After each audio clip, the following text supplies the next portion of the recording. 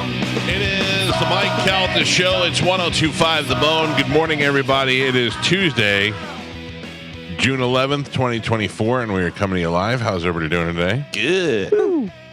Carmen, I see there's a prankster in the building. She had to step out. Oh, no. Is she pooping, Monica?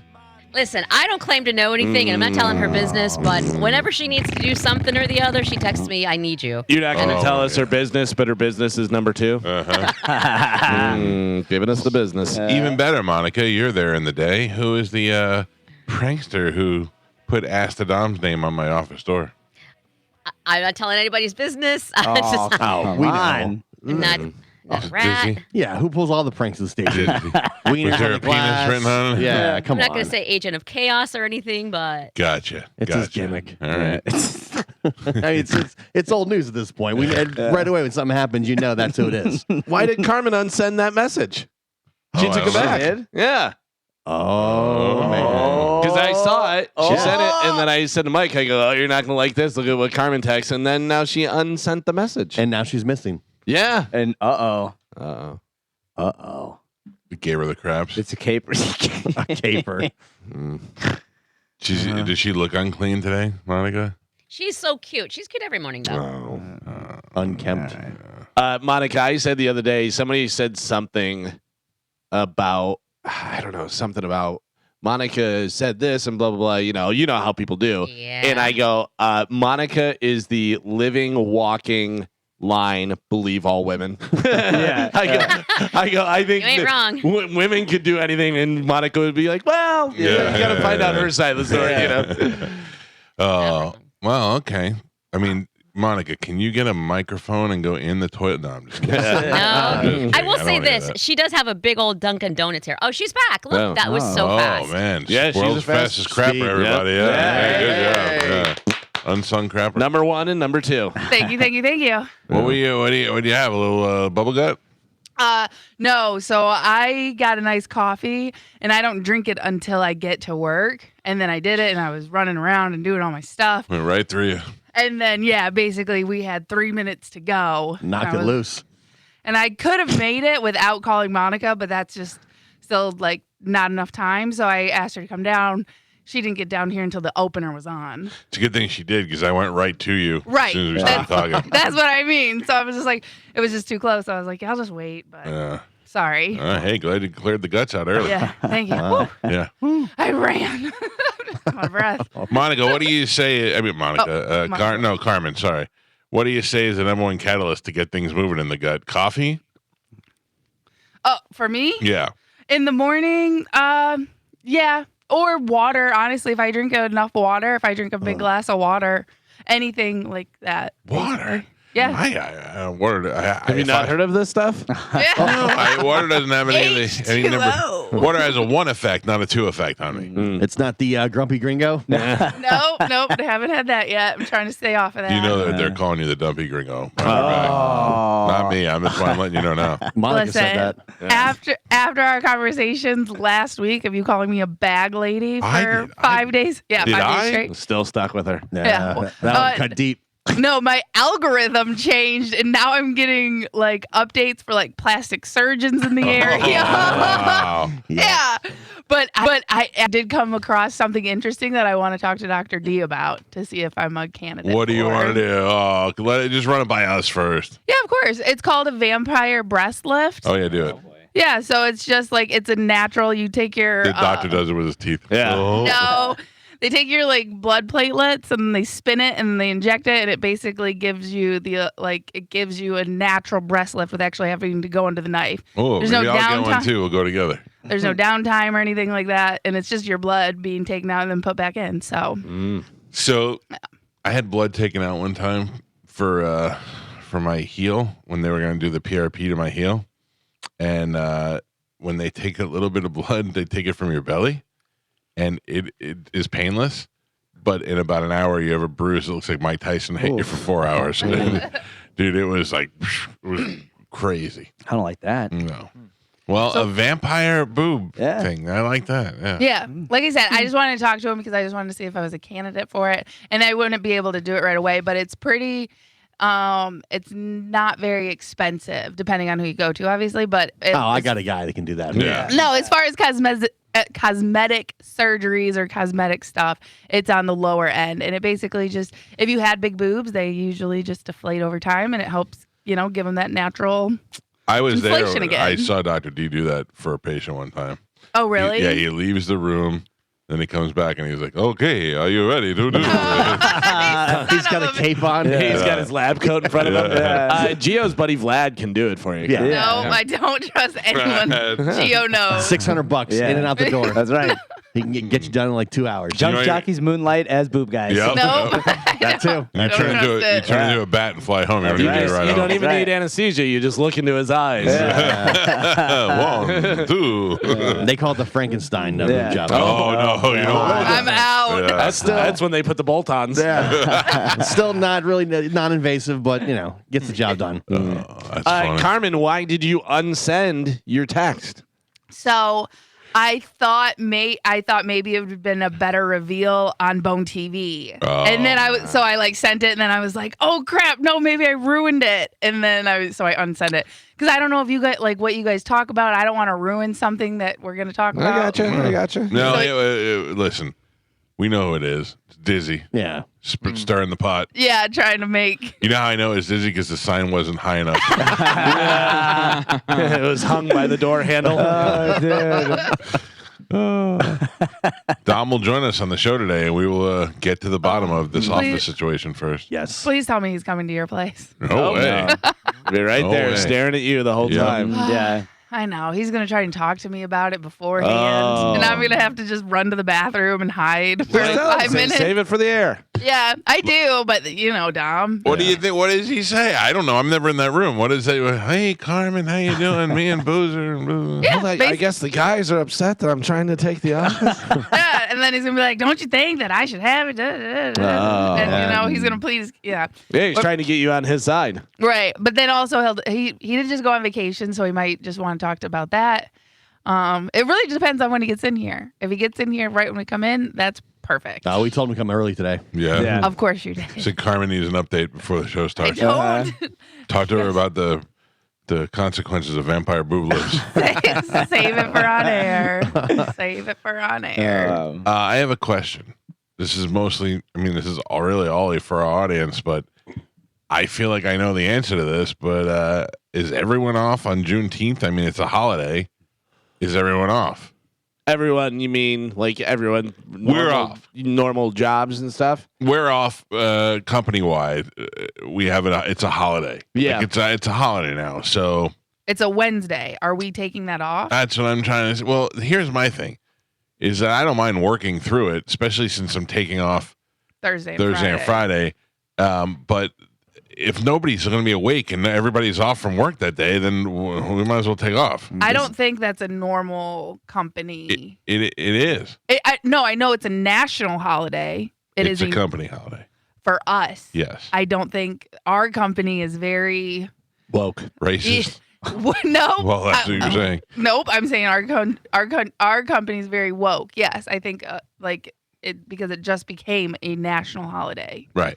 It hasn't caught up with a lot of other companies yet. I don't think that's how it works. If it becomes a national holiday, it's a holiday. They took away No, Columbus Day. she's I'm saying, saying it's put- she's saying yes, it is a holiday, but people may not necessarily take it off. Well, that's what I'm asking. That's what I want to know in our listening That's what audience. she's saying. Yeah. State and federal buildings are all closed. So if you work in Right. the state or the government, Yeah. So, don't go to the post office. like our schools, school's out. yeah. Like, I don't know how that works. I But don't know. Publix is open. Yeah, there's certain places that have to stay open. Construction workers will be working. Well, that's what I want to know. Are construction workers working? I would imagine. I'm sure there's some that can call in and let us know. No. The phone calls are coming in now. 727-579-1025 or 800-771-1025. Do you even know? Is it the first time? Are you aware of whether or not Juneteenth your company is observing the federal holiday? Are you off or not? That's what I want to know. Did we take off last year? No. I don't know. I thought we did. I thought we did. I answered with confidence. I know but that we've talked about it because I know that it is the national holiday and I know that our company observes it. But and I remember us talking about it, and we're like, well, and it would have been on a Tuesday last year, so we were like, we're taking off Tuesday.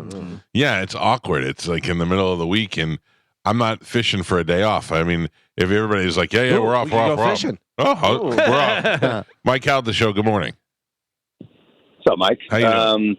Good, man. Yeah, the last couple of years, it didn't seem like it was a big deal. Then it became, okay, we're going to have off, we're not going to pay you. Then the next one, all right, we're going to have off, and everybody's going to be off. Like, obviously, I live in Hillsborough County, and everything is closed. I mean, everything is closed. They're going to give you off and not pay you? Oh, no. I'm saying in the previous years, because obviously this is before Biden made it a federal holiday, Right. Mandated federal holiday. But now, yes, it's a paid holiday. It's kind of like, it's turning out to be like Memorial Day. Right. Or 4th of July or basically maybe like Labor Day or 4th of July. Okay. All right. That's what I wanted to know. Thank you. He's a Hillsborough County guy off. Thank you. It is 2021 is whenever they said yes. Now it is a federal holiday. Biden's big contribution. Yeah. Mike Calta Show, good morning. Hey, good morning, Mike. How are you? Great, sir. How are you? I'm good, thanks. Yeah, I work for the county that I live in, and we do not have it off as a federal holiday. My wife works for the courthouse we live in, and she gets it off, but we don't. So I'm not sure if it's, I know he mandated it, Biden did, but like I said, I think it's up to the, local government Gotcha. that you work for. So we got 50-50 in your household. All right. Thank you for the heads up Yes, on sir. that. Thank you. So far, we may be working. Good morning. Who's this? Ken Four. Hey! What up, Willie? What's up? Hey, Mike, it's a holiday, but it ain't a national holiday. It ain't like Christmas, New Year's, and stuff like that. No. All the construction companies work. Yeah. It depends what company honor that holiday. Now, as a man of color, Willie, you find that racist that your company would be working on Juneteenth? Nope, because I got to pay my bills. True. Now, Willie, explain to everybody, as one of our early black listeners, tell everybody what Juneteenth is. Well, June 15th is basically Black Day. Yeah.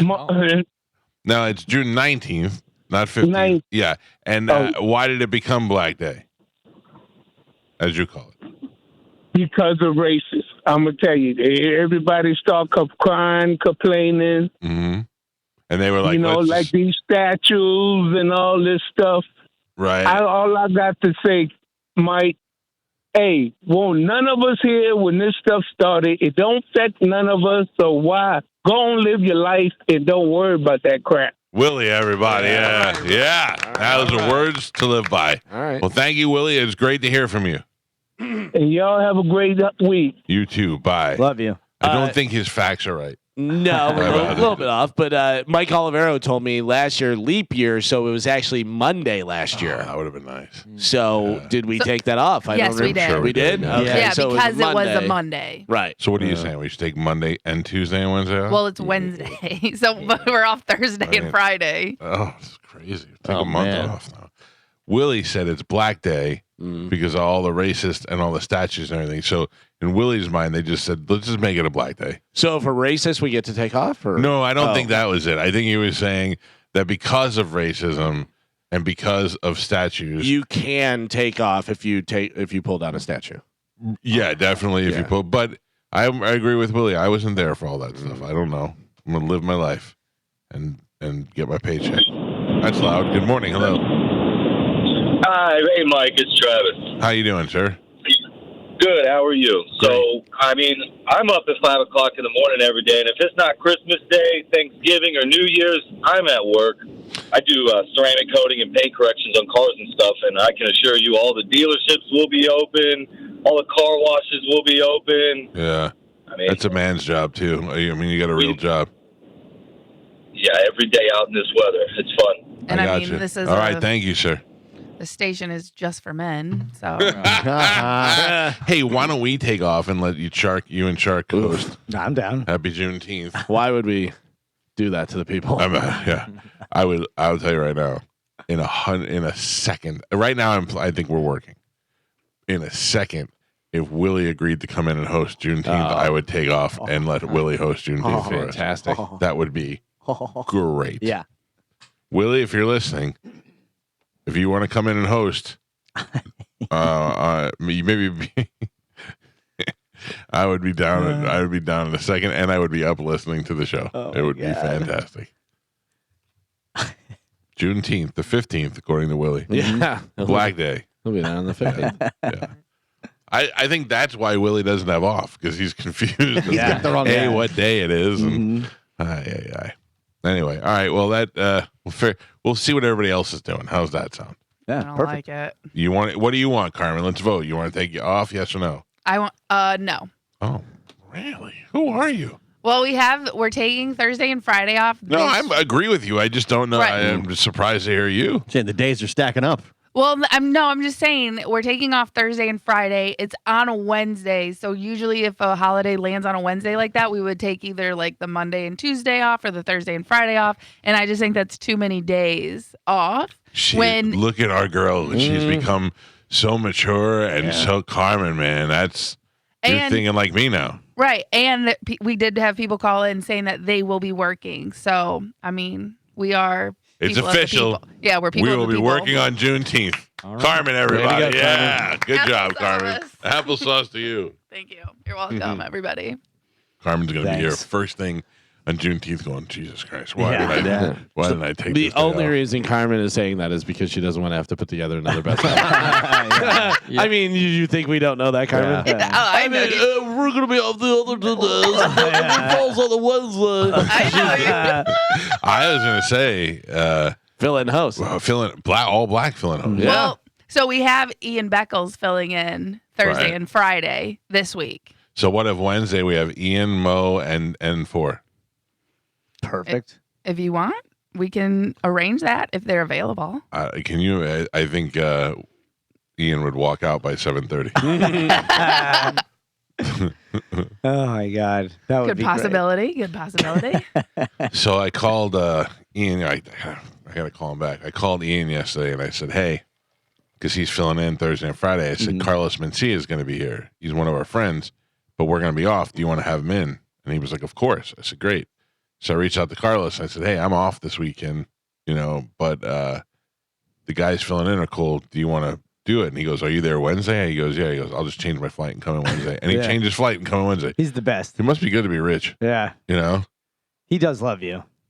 I like him Yeah. a lot. This Wednesday or next Wednesday? Because I think we're off next Wednesday. No. Oh, man. No. I'm so confused. It's this Wednesday. This Wednesday, Carlos Mencia. Tomorrow. Tomorrow. yeah. Yes, tomorrow. Today's Tuesday. Why he changed it with less than 24-hour notice? Yeah. Oof, he's got money. Mm-hmm. Or that great flight insurance. Yeah. Although I find that these comedians, they get great travel perks because they travel so much. Oh, yeah. Like Bobby is mostly on first class for all his flights. Although he's so little now, and I don't think it matters. Because Bobby, in addition to being skinny, is also little. Mhm. He doesn't have to deal with that knee situation that I have to deal with. So he gets bumped up a lot to first class. That's nice. Yeah, it must be nice, right? Yeah. Right. I remember I was so angry and jealous and mad at this girl, Shelly. Remember Shelly from Dublin? Yeah. We went to the airport together, and she was in front of me checking in, and they bumped her up to first class, and I was like, she had so many miles and all that. And I was like, Not cool, man. I was like, look at you, you weigh all of a $125, and you're sitting in first class. I feel like anytime Carlos is anywhere in the state of Florida, he comes on the show. Yeah. It's like, oh, Right. you're in Tampa? No, I'm actually playing in Jacksonville, but I just wanted to swing dude. by. Yeah. Listen, I said to Carlos, I go, oh, good. After he goes, done. See you Wednesday. I go, oh, cool. I said, I'm glad I called you. He said, me too. It's worth the hang to change the date. And I go, yeah, it is. I like when he comes on. He's very funny. I don't care what you think. Like, I know people like him if they're, but there's always the couple of people who are like, oh, Carlos, Joe Rogan. Yeah. I don't care. It's none of my business. I'm not in that. I think he's funny. He's good on the show. He's a great radio guest, and he's a funny comedian. He's going to sell out all weekend. So He's always got new stories. Yeah, dude. also, who's getting burned by this is Mike Feeney. Mike Feeney, who went on our cruise a couple of years ago. Mike Feeney was doing okay in comedy. He was doing okay. He was doing good. He was working his way up. It was going good. And then he went on the Tonight Show, and he crushed on the Tonight Show. Jimmy Fallon loved him. He did great. He looks the part. He was wearing a suit. Like, everybody's like, oh, Mike Feeney's blowing up a little. So he's now on trying to take advantage of that and do all this, his dates. And he finally gets a headlining tour here this weekend, and we're off this weekend. Yeah. And he was like, is there any chance of a phoner? And I said, yeah, no, we're not doing that. And he's like, well, I mean, it's not his fault. It's just the phoners just suck. And he's like, all right. He goes, maybe you could throw me a plug. I go, of course. I encourage people to go see him. He's very funny. But he's getting screwed, man. He's trying to get out there. I think last time Feeney came to town, I was out. Yeah. But we had him on. We did. Yeah. Oh, okay, that's right. And I said to him, I go, you have the worst timing. I said, because I'm off and there's a best of show, so you can't do it. And he was like, okay. And I was like, but I'll definitely plug it for you and tell you because he's funny. I would recommend seeing him for sure. He gets screwed over every time. Maybe you should change his flight. Yeah. I mean, Bobby Kelly didn't start coming here by accident. He would come here early and get in early. Same thing with Bert. Bert's like, I'll come in a day early and do radio. Yeah. That's how it happens. So anyway, Sorry, Feeney. you're out, Feeney. Yeah. Who else is named Feeney? What television character? It was the teacher from Boy Meets World. Oh, that's true, but that's not what I was thinking of. Female Feeney. Female Feeney? Female Feeney. Female Feeney. Don't look it up. I know the answer. I'm not looking it up. You were just touching your mind. I was. Yeah, I was. Yeah, he's cheater. Bitch. Liar. Feeney. Last name Mrs. Feeney. Last Mrs. name Feeney. Feeney. Mrs. Feeney. It was actually Miss Feeney. Miss Feeney. Miss Feeney. So she was a Feeney. teacher. Miss Feeney. No. She was not a teacher. Is she a neighbor? Happy days. She was a neighbor of sorts. The old lady from Facts of Life. That's Mrs. Garrett. How do you not know that inherently? Nobody else is taking a guess. No. It blows my mind that you don't know who that is because I mean that's Mrs. Garrett. Once you said it, I remembered. Yeah, Why Mrs. would Garrett started anyone on know what show? that? What? What show was Mrs. Garrett on before Facts of Life? I know that. Oh, Silver Spoons. No. Different Strokes. Different strokes. She was That's- maid on yeah. Different Strokes. Then That's she what I got was hired saying. away to go to So the the spinoff. school for Facts of Life. With Tootie and Blair and Tootie's weird cousin. I mean Blair's weird cousin. Natalie. Was Miss no. Feeney like the nosy neighbor on Bewitched? Not known as Miss Feeney. Oh. That just happens to be her last name. The Feenies. The Feeney. Honeymooners. No. To the moon, Feeney. I don't know. No, I'll give you a hint. She worked at a brewery. Laverne and Shirley. Yeah. Vern and Shirley. Who was Shirley it? Feeney. Shirley Feeney. Yep. Oh. Put it all together. Vern DeVazio and Shirley Feeney. And the big ragu. Dude, I saw something the other day. The big ragu was going like this. It was a black and white picture of him going like this, and it said, Ron Nemi put up the first bare knuckle fighting champion, the big ragu, Carmine Ragusa. That's great. I don't know. Certain things just stick with me forever. I couldn't tell you. I don't what remember them vocabulary saying words the mean. last name very often. Oh, Shirley Feeney. Yeah, Isn't not that very Shirley often. Feeney? Yeah. Mr. and Mrs. DeFazio, or Mr. DeFazio and his girlfriend. Oh, You know, the the bowling pizza alley. place, the bowling alley. Yeah. Yeah, I don't know. All these stupid things are stuck in my head for the rest of my life, which maybe one day may manifest in Jeopardy. That they're having that pop culture Jeopardy. Dude. Yeah, I don't think I could lose on that, Well, yeah, especially a team of three. you should take the test now. I don't think it's a test. You have to, I don't know. No, you sign up and to qualify. Oh, really? You take like Yeah. a test, yeah, Just like Jeopardy, right? online, and then Mhm. you get to the next Interview. round. I would crush that. Yeah, you would. Yeah. And you crush the interview, Do it. obviously. Are you watching this girl on Jeopardy now? She's like a 8-day champion, $180,000. Yeah, she's effortlessly just crushing everyone, and she's a real woman. That's all. Wow. Okay. I What? thought you were an ally. What are you talking? Well, Everybody's a I'm woman. sorry. She's an original woman. Everybody's a woman. She's not That's everybody. Monica. No. Yep, we're all women. I'm not. Believe all women. No. Everybody's a woman. Since my vampire breast lift. If I you am- want to be a woman, if you want to be a woman, you can be a woman, Okay. and then you're a real woman, Oh man. as you would say. Very good. I meant she's an OG woman. She started out as a woman. She was Yeah. born. She was born this way. Yeah. Just like Lady Gaga. hmm Lady Gaga weirds me out. Really? It weirds me out because I find her attractive, but Yeah. then can't figure out why. I think she's gorgeous.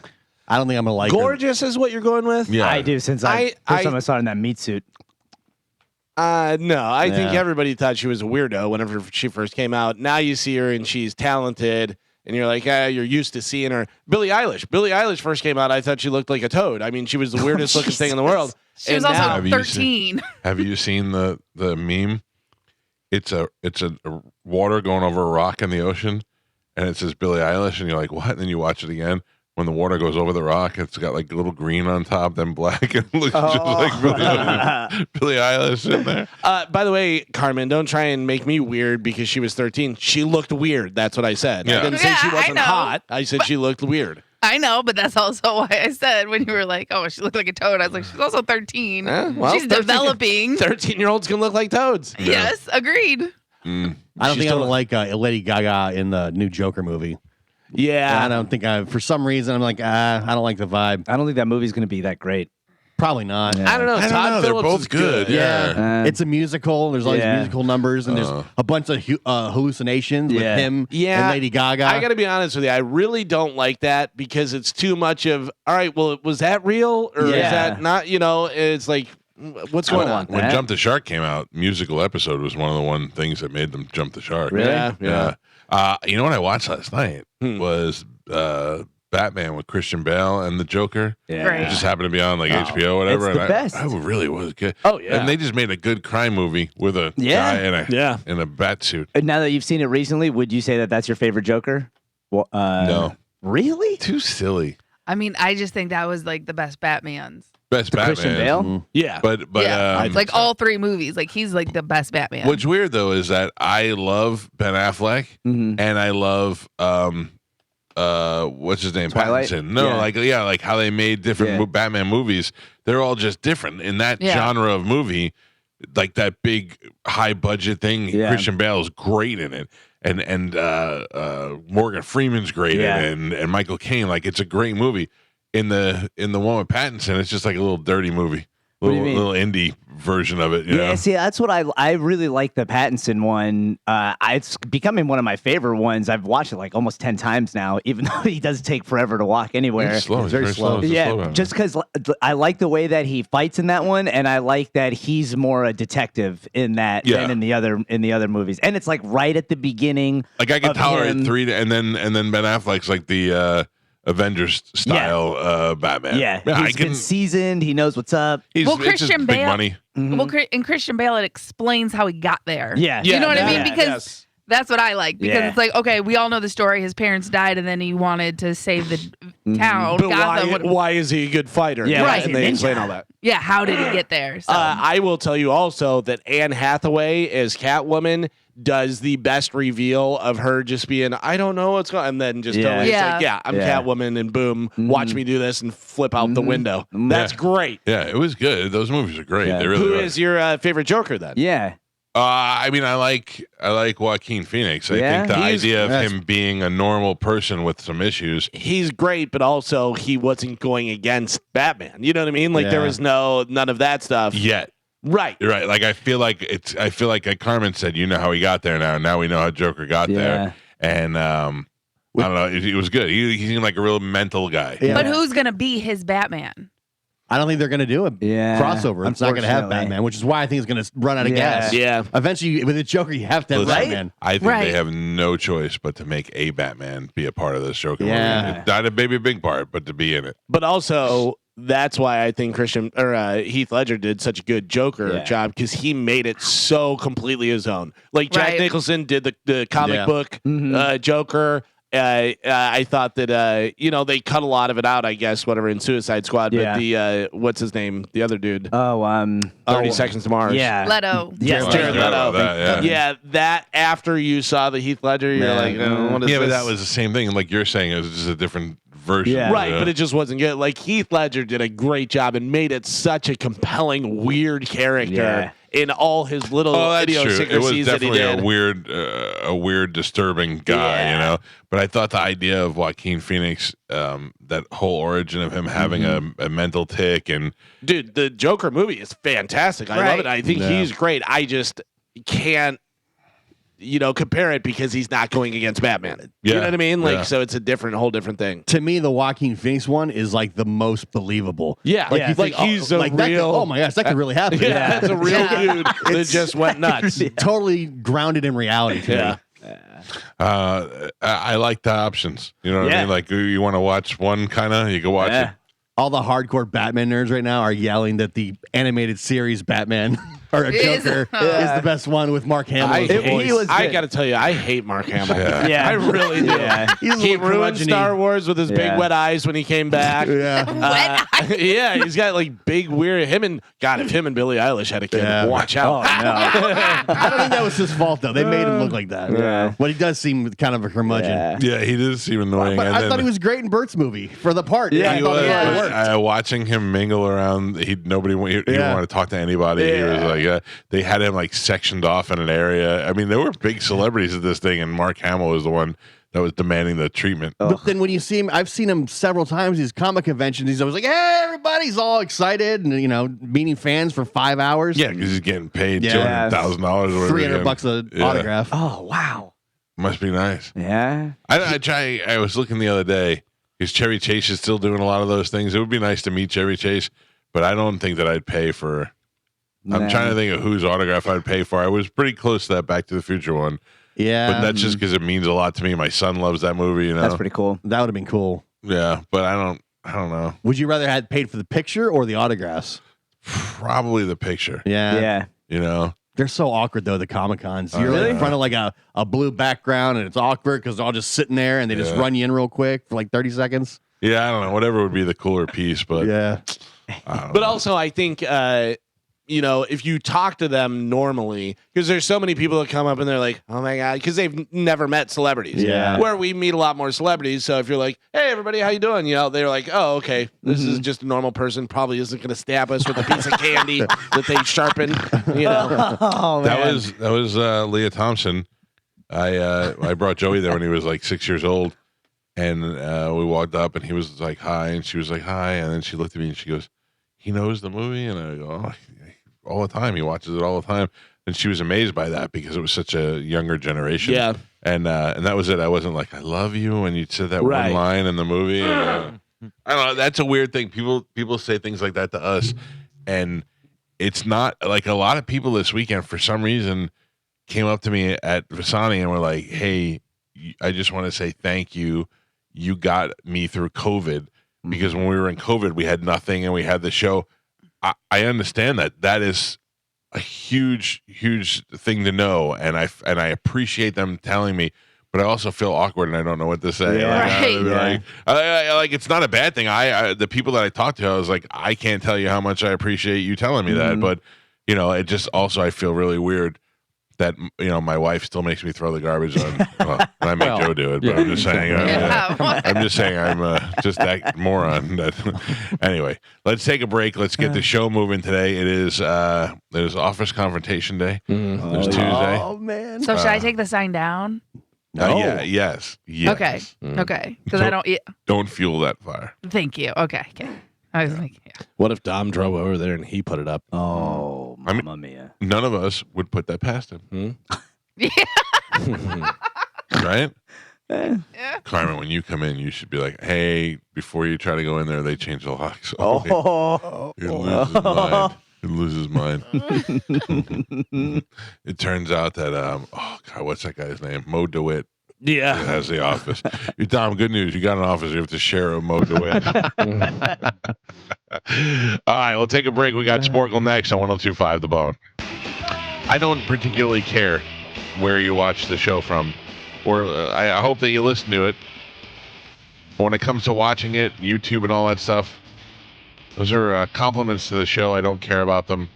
I don't care if we have 5 subscriptions or 5,000 subscriptions or 500,000.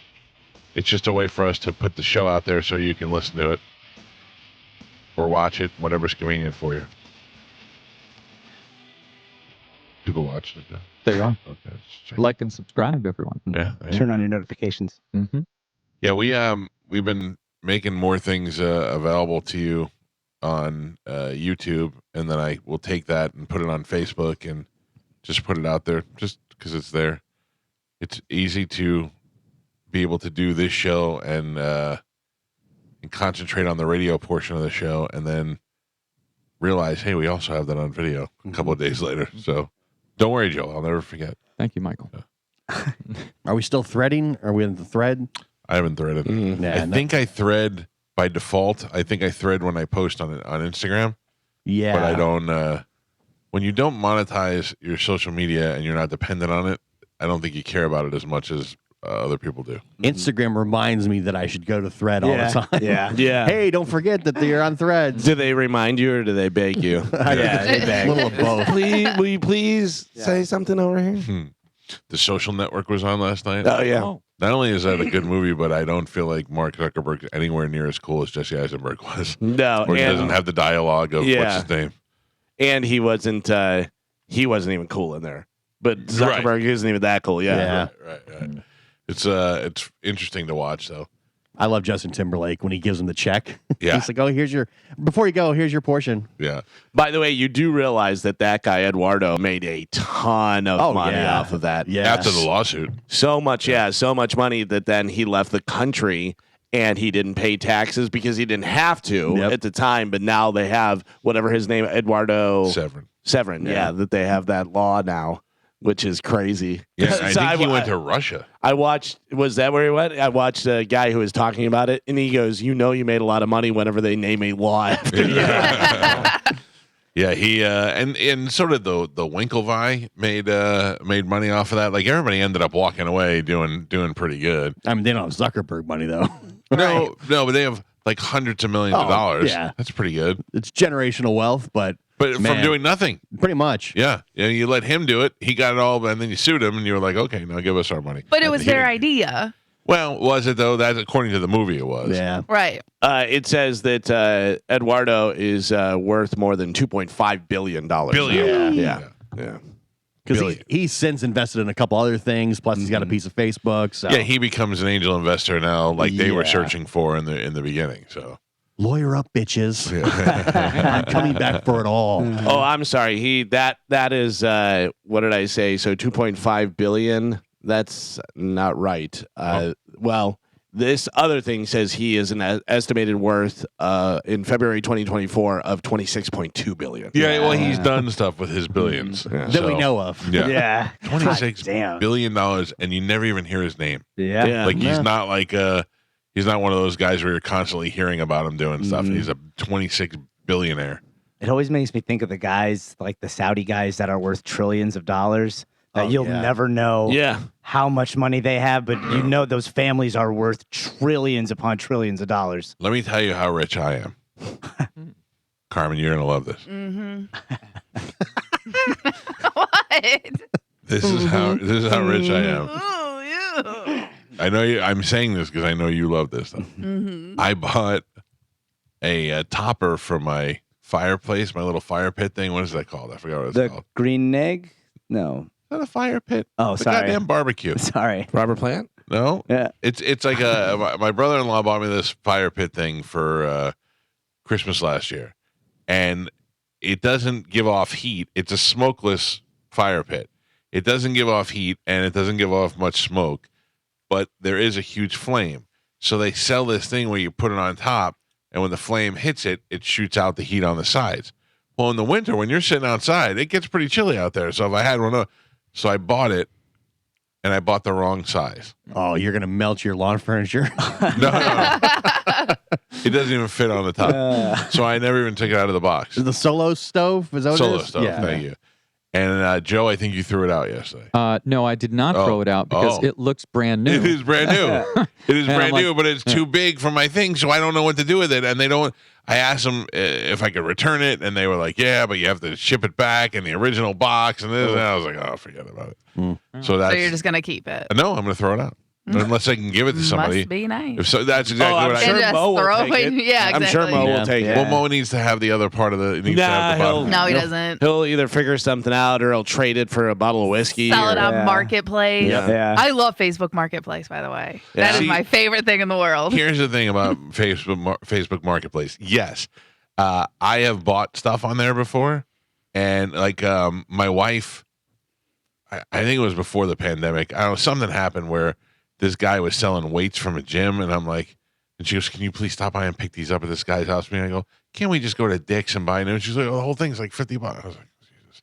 Weights are expensive. Yeah, so I roll up in there, And the guy opened the trunk, and the guy's putting him in. He's like, "Are you Mike Calta?" And I go, "Yep, it's me. Just over here buying used weights from somebody." Damn right. Yeah. It's been popping up in my algorithm of this guy that goes, a guy and a girl, and I think they are from Tampa because the girl's wearing a Tampa Bay Lightning hat, and they go to different garage sales, and they know everything about golf clubs. They know everything. Like I don't know whether they have a store or what they're doing, but they'll go into different like garage sales and the whatchamacallit, the missions, the Salvation Army, and they'll be like, "Oh my God, they want $1.50 for this. This is a $300 club," and grab it. But a lot of times, whenever they go to garage sales, the guy will be like, "What do you want for these 4 clubs?" And he goes, I give you $30 for it. He goes, "I'm going to give you 50 because he knows that it's worth way more. He's like, I'm going to give you 50 so he doesn't feel bad just ripping people off. But people have no idea. Somebody dies. They were the golfer. You have no idea. You're like, I don't know, golf clubs, $100 for the whole thing. Meanwhile, one of them is worth $400. Yeah. I mean, I was joking about the Solo Stove cover. I just don't know what to do with it. No, you weren't. You're just rich. You don't care. Throw it away. Right. Whatever. Just I actually throw away money. Feel awful about it, but I don't know what the option is. And I was like, this is. I mean, it's not. It's just a waste of money. It's just a waste of. I just throwing the money out the window. So you ordered it from where? I ordered it from Solo Stove. And did you? I'm sorry, I wasn't actually. So I bought it. Right. It goes on top of the fireplace, and it helps deflect the heat. And by the time I got it, the winter was over. So it sat there for a year. Okay. And then the next year, I went to go use it and realized it didn't fit. So now I can't return it because the return time has gone by. Are you sure, though? Yeah, I called them. Oh, you called them? Yeah. Yeah, I called them and I said, "Hey, can I just exchange this?" And they're like, "Well, we don't have an exchange program. You'd have to return it, and it's too far out of the return time." So it was my fault because I let it sit there. So now I just throw it away. No, put it on Facebook Marketplace. Yeah, you're too rich. You don't want people coming to your house. Right. It's not because I'm rich. That's how rich I don't you want are. people coming to my house. It's the transaction. I live behind 3 gates and a moat. People can't get here. I should put it on the other side of the moat and go, if you can cross the moat, you can take it. Yeah. You know what you do is you give it to Joe, and Joe can sell it on eBay and keep the money. Yep. Yeah. Joe, you think Joe's going to find a way to put it on eBay? I know. He'll put a sign out in his yard. Yeah, that would involve the internet. Right. That's his eBay. No, Joe, I'll I was at the cell phone store at 3:00 in the morning the other day. Yeah. I found out your phone's eligible for an upgrade. Oh, Yeah. all right. Oh, that sounds nice. Thank you, Michael. Money well spent. I mean, since you haven't used it one time to create video, No. I don't know that it's worth upgrading, but it's available. Just saying. All right, Carmen, what are we giving away today? Oh, man, we got a bunch of stuff. We have tickets for Santana, Red Hot Chili Peppers, Slash, 30 Seconds to Mars. Now, is this Slash Galvin with Miles Kennedy, that band? I don't know. Yeah, it's a Serpent. serpent. It's so he has other people with him, Robert Randolph and a few other people that are playing, their sets and stuff, but I don't know who is in. I need to know about that now. That because Slash put out that album that he has where he has like Brian Johnson guest on it and, a few different people. So I don't know who's singing with them or what's going on there. All right, I'll check that out. Go ahead, Carmen. What else? And Cyndi Lauper. All right. Let's do it right now with a little bit of Sporkle. Here we go. Carmen is the keeper of Sporkle. Pap is your judge and scorekeeper. Carmen, what are we playing today? Today we're going to play colorful phrases. Can you name the phrases that include a color in it when given a hint? Okay? We're naming the phrase, not the color. Well, the color is in the phrase. So you're going to give us the phrase, leave out the color? Nope. I'm going to give you a hint of what the phrase is. You're going to give me the phrase, which includes the color. Okay. Right. Yes. So we're going to be yelling a whole sentence at you. Yeah. No, right. they're 1 to 2 words. Okay. Oh boy. Yeah, they're very little phrases. Gotcha. Is this because of Juneteenth? It just so happened to pop up. Mm-hmm. Okay, your first one, caught in the act. Red-handed. Yeah, Spanish. Oh, I get it now. Do you get it? Okay. Nickname of pirate Edward Teach. Blackbeard. Yes. Pap. Geo. Geo gets the point. What was the answer? Blackbeard. U.S. military decoration for wounded or killed Purple Heart. soldiers. Geo. Someone good at growing plants. Green thumb. Galvin. Didn't even answer. I was upset that I couldn't answer. A mature male gorilla. Silverback. Pap Pap. I can't tell. Oh Jesus. I couldn't tell. I mean, that was tight. Yeah, I don't know. All right, nope. We both no get a point. Good job, Gio. Nope. Thank you. High five. Hi. No point. Flight that leaves late at Red eye. night. Spanish. Disease affecting coal miners. Black lung. Spanish. I'm saying them in my head. Yeah. Am I supposed to say them out same loud? out loud. Yes, I need that. It'll do better. To suck up. Brown nose. Sir Galvin. Sir Galvin. Sir Galvin. Sir Galvin. Hello. And Pap Pap. Oh, We're man. halfway there. Oh, come on, man. Michael is not on the board. Galvin and Gio both have 2, and Spanish is your leader. He's winning with 3. Here I come. I should have 4. Good job, Spanish. All right. Colorful phrases. You're naming the colorful phrases. Your next one. Term used to describe a thrilling ride, such as a roller coaster. More of how you feel, I I guess. browned my pants White knuckle. Yes. Oh, yeah. at the buzzer. Well, I was buzzing you. Oh, Who was that? that was me. Galvin? Spanish. Oh, Spanish. Figure it out, lady. Come on, Monica. You guys need to speak up. All right. I I heard you. yell every answer. So I don't He know what you're does. talking about. He takes 2 years off our life every answer. That's why I can't tell the difference. Another term for leukocytes. Brown eyes. Another term for leukocytes. How do you spell Luco? Leukocytes. Can you give us his country of origin? Yeah. White blood cells. Leukocytes. Leukemia.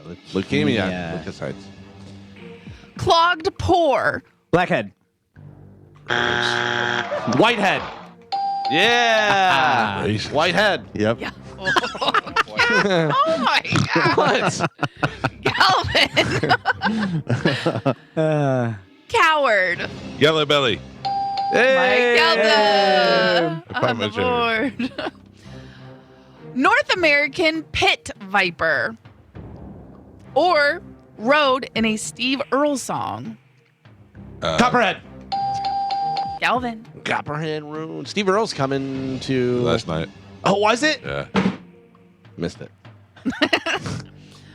Popular short range wireless standard. Bluetooth. Galvin. Secret society responsible for the assassination of Franz Ferdinand. Black Hand. Galvin. Ooh, I like that. I don't. That was good.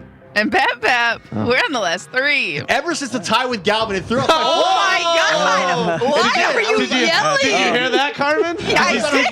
and then it threw me off. Jesus! Not your problem. Red face. Gio.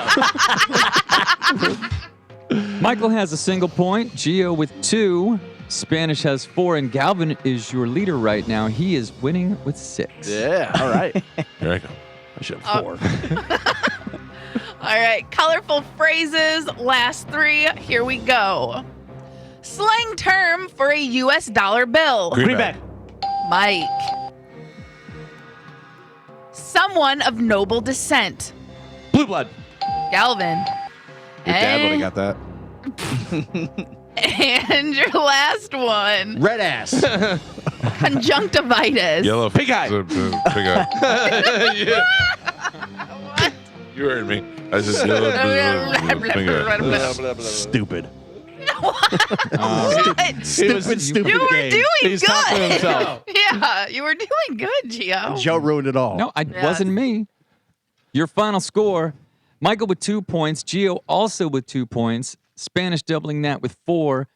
Galvin is your triumphant champion today. He won with 8. There you go. Congratulations, Calvin. Pick a line. I'm going to go with line 14, please. Good morning. Who's this? Anna? Hi, Janice. How you doing? Hannah. Whatever. Banana. Banana. Hello, Banana. Hello. How are you this morning? I'm pretty good. You're the winner. Hold on. Carmen will grab you during the break, and you can pick a prize. Okay, Pumpkin? Thank you so much. All Have right. a great day. Thank you, too. Turn your blinker off. Galvin, what do we have coming up in news? Coming up with news today, nothing for that other thing, Deep Waters, and my son Satan. Oh. Yes. All right. Galvin has your news. We'll dive into that next on 102.5 The Bone. Titus O'Neil will be coming by. Nice. Right.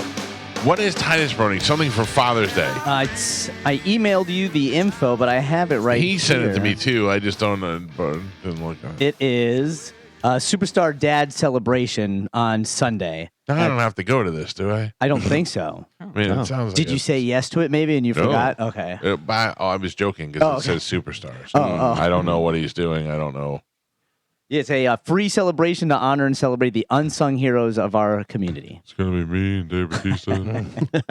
It's from 10 a.m. to 2 p.m. at the amphitheater. Batista's new movie looks like it's going to be good. Yeah. I like him.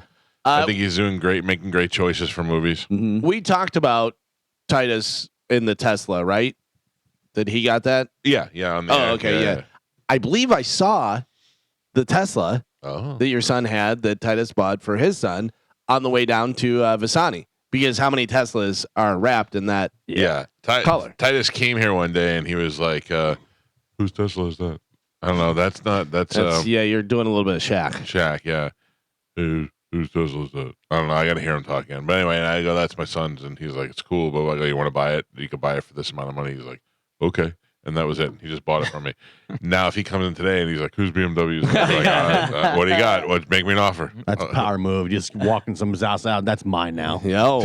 Wow. Oh, you know how much we charge him over the price? Oh, good. Yeah. No, I'm Hey, just listen. kidding. I swear to God, I said, Titus, I owe this much money on it. Just buy it. You know what you got to do? Lay your grill lid out there and see if he takes a liking to that. I'd happily give that to him. Be like, hey, I mean, I really don't want to sell it, but for you. For you, I get it. Just include it with the Beamer, Michael. Yeah. Put it right on top of the Beamer. Keep the heat in. All right, yeah. Titus will be here at 8 o'clock. Don will be here at 9 o'clock to take your legal calls. Right now, let's check in with Galvin. He's got today's news. And now, news with Galvin on the Mike Calta Show. I'm extra cold today. Extra cold, and I can't hear anything now. Carmen, have you dialed it in yet? I'm trying. That is so loud. It is very loud, yeah. All right, what do we have in news today, Galvin? Today's news is brought to you by Pelt Shoes. Don't forget, all you super fathers, Father's Day is coming up on Sunday, so you can stop into Pelt Shoes, get the father in your life some new shoes, or, you can always just get a gift card if you don't know what size or what style they like, but they have shoes for every kind of man out there. They got athletic shoes, they have work boots, they have sandals, they have boating shoes, dress shoes. You don't have to be a father to get shoes, though. You can get shoes for everybody. They have shoes for kids, shoes for your grandma, shoes for everybody. So stop into Pelts. They have 6 locations throughout Pinellas, Sarasota, and Fort Myers. Stop into Pelts today and make sure you tell them Galvin from the Mike Calta Show sent you. You know what I think is underrated? I'd like a shawl right now. Ooh, I don't want to wear a sweater or just something to lay on my shoulders. I hear you. My shoulders. Right? Yeah. Ooh, or sleeves. Those would help too. I should bring in my Lord Best Buy Snuggie. Oh, yeah. Just wear that. On Saturday night at Visani, I was up on stage, and immediately to my left, there was a guy wearing the same shirt that I'm wearing right now. And I said to him, I go, listen to me. I wear that every day. Shirtless sleeves. Way to go. We live in Florida. I get Shirtless sleeves. That'd be a sleeveless cool look. shirts. Sleeveless. If you came in here one day with no shirt on and just sleeves, That'd be hot. Yeah. I'd be like, I think we need to have him go to the doctor. But I said to the guy, I go, sleeveless shirt. I wear it every day. I went to Catholic school. I had to wear a tie. I'm not doing that anymore. I just want to dress comfortable. Right. But who makes a decision to wear that to a comedy club? He was in fantastic shape. No. Yeah. Yeah. Even if I was in fantastic shape, I would not go out there in that kind of shirt. I just don't understand it. Yeah, it blows my mind what some people think is appropriate to wear to different things.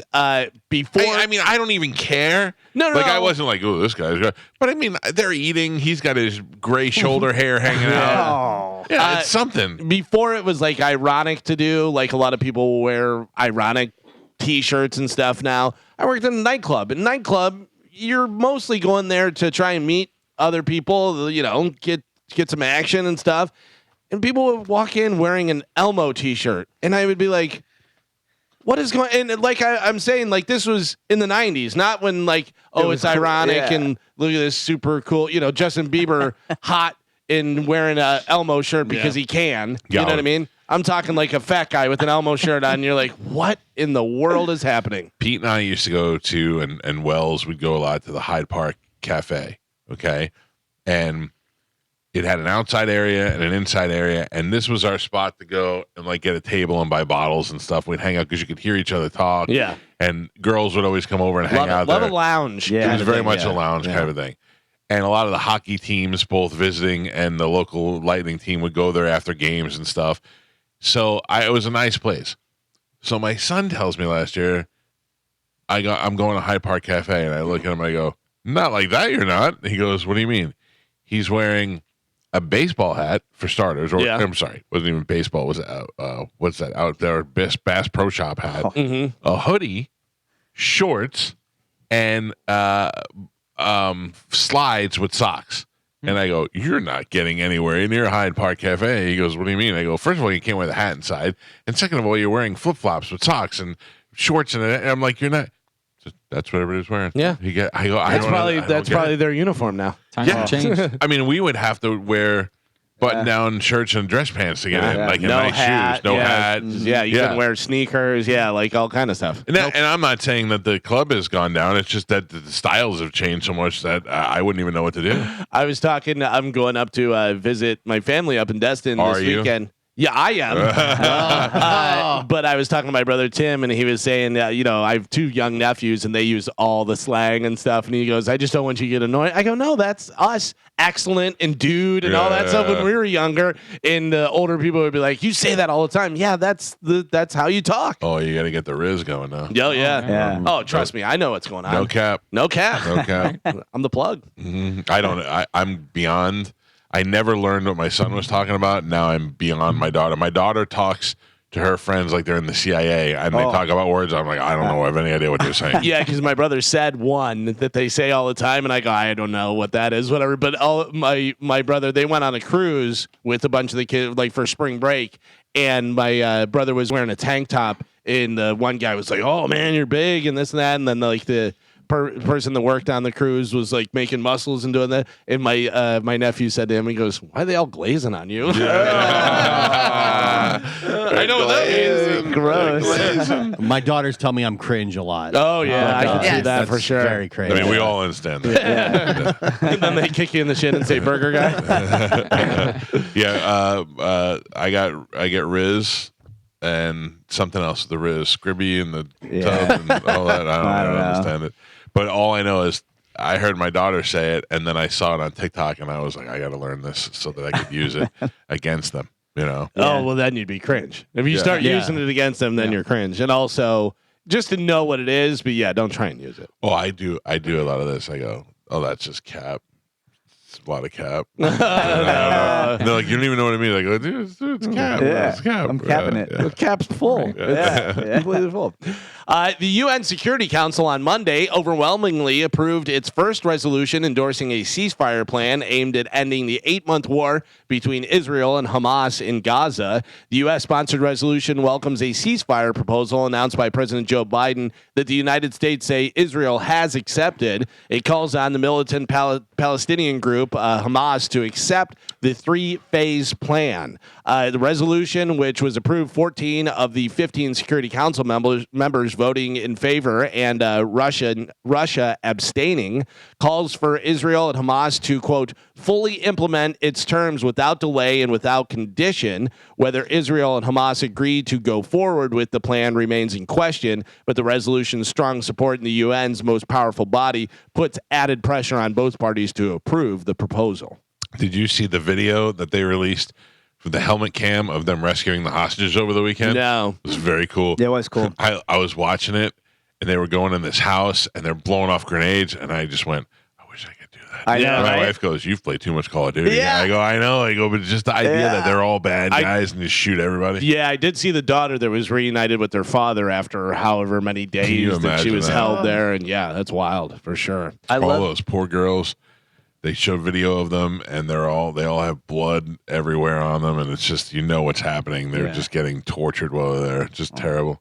This is definitely coming right before the election too, so that'll help Biden if he can solve this. Well, it's funny you say that because that's exactly what I was thinking. Is that do they slow the process down so it's right before the election? For sure, 100%. Meanwhile, do you have the Russian ships in Cuba? No. So there's a bunch of Russian ships that are docked in Cuba. Now there are American ships docked in Cuba, and there are some, I believe, NATO ships that are attacking Russian ships off the coast of Ukraine. That they're asking for our assistance. So stuff is getting wild right before this election. Popping off. Yeah. When you start moving into Cuba, that's the problem. Yeah. So it's gonna get interesting.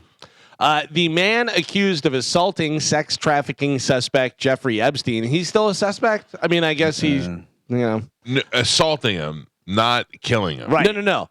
Yeah. So the man accused of assaulting.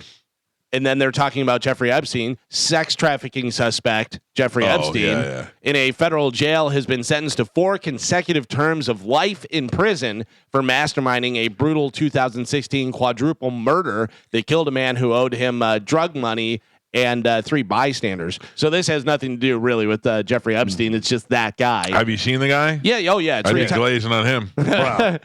Retired police officer Nicholas Tartaglione, who is 56 years old, and a group of bodybuilder co-conspirators tortured and killed Martin Luna, 41, over the theft of $250,000 in drug money, according to federal prosecutors. I mean, I'm on his side. Don't take his drug money. Yeah, but also nothing for the other thing. That's right. Epstein killed himself. But he didn't. This is a pure sign to me that this guy didn't kill Epstein, because he wouldn't have got 4 consecutive sentences. They would have found a way to let him out. This is his trade out. No way. Why? No, they wouldn't let him out. That's a liability. You if keep they him in said there. to this guy, you got to kill Epstein, and we'll give you a lenient sentence. And then you tell him that, and then you give him 4 life sentences, and they kill him in prison. He's dead within the year. Yeah. Wow. Yeah. They tell him that he can get out. Right. Yeah. No. We'll take care of you. Yeah. And then that's brutal. There was another mass shooter that just got killed in prison.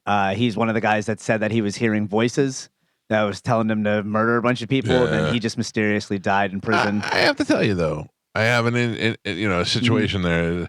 How many voices do I have to hear before I kill somebody? A real lot. You know what I mean? Yeah. Like, I don't think I'm going to listen to the voices in my head. Yeah, no, I mean, you're not supposed to. Yeah. But if you're hearing them all the time and it takes you completely out of reality, it's a whole different thing. Yeah.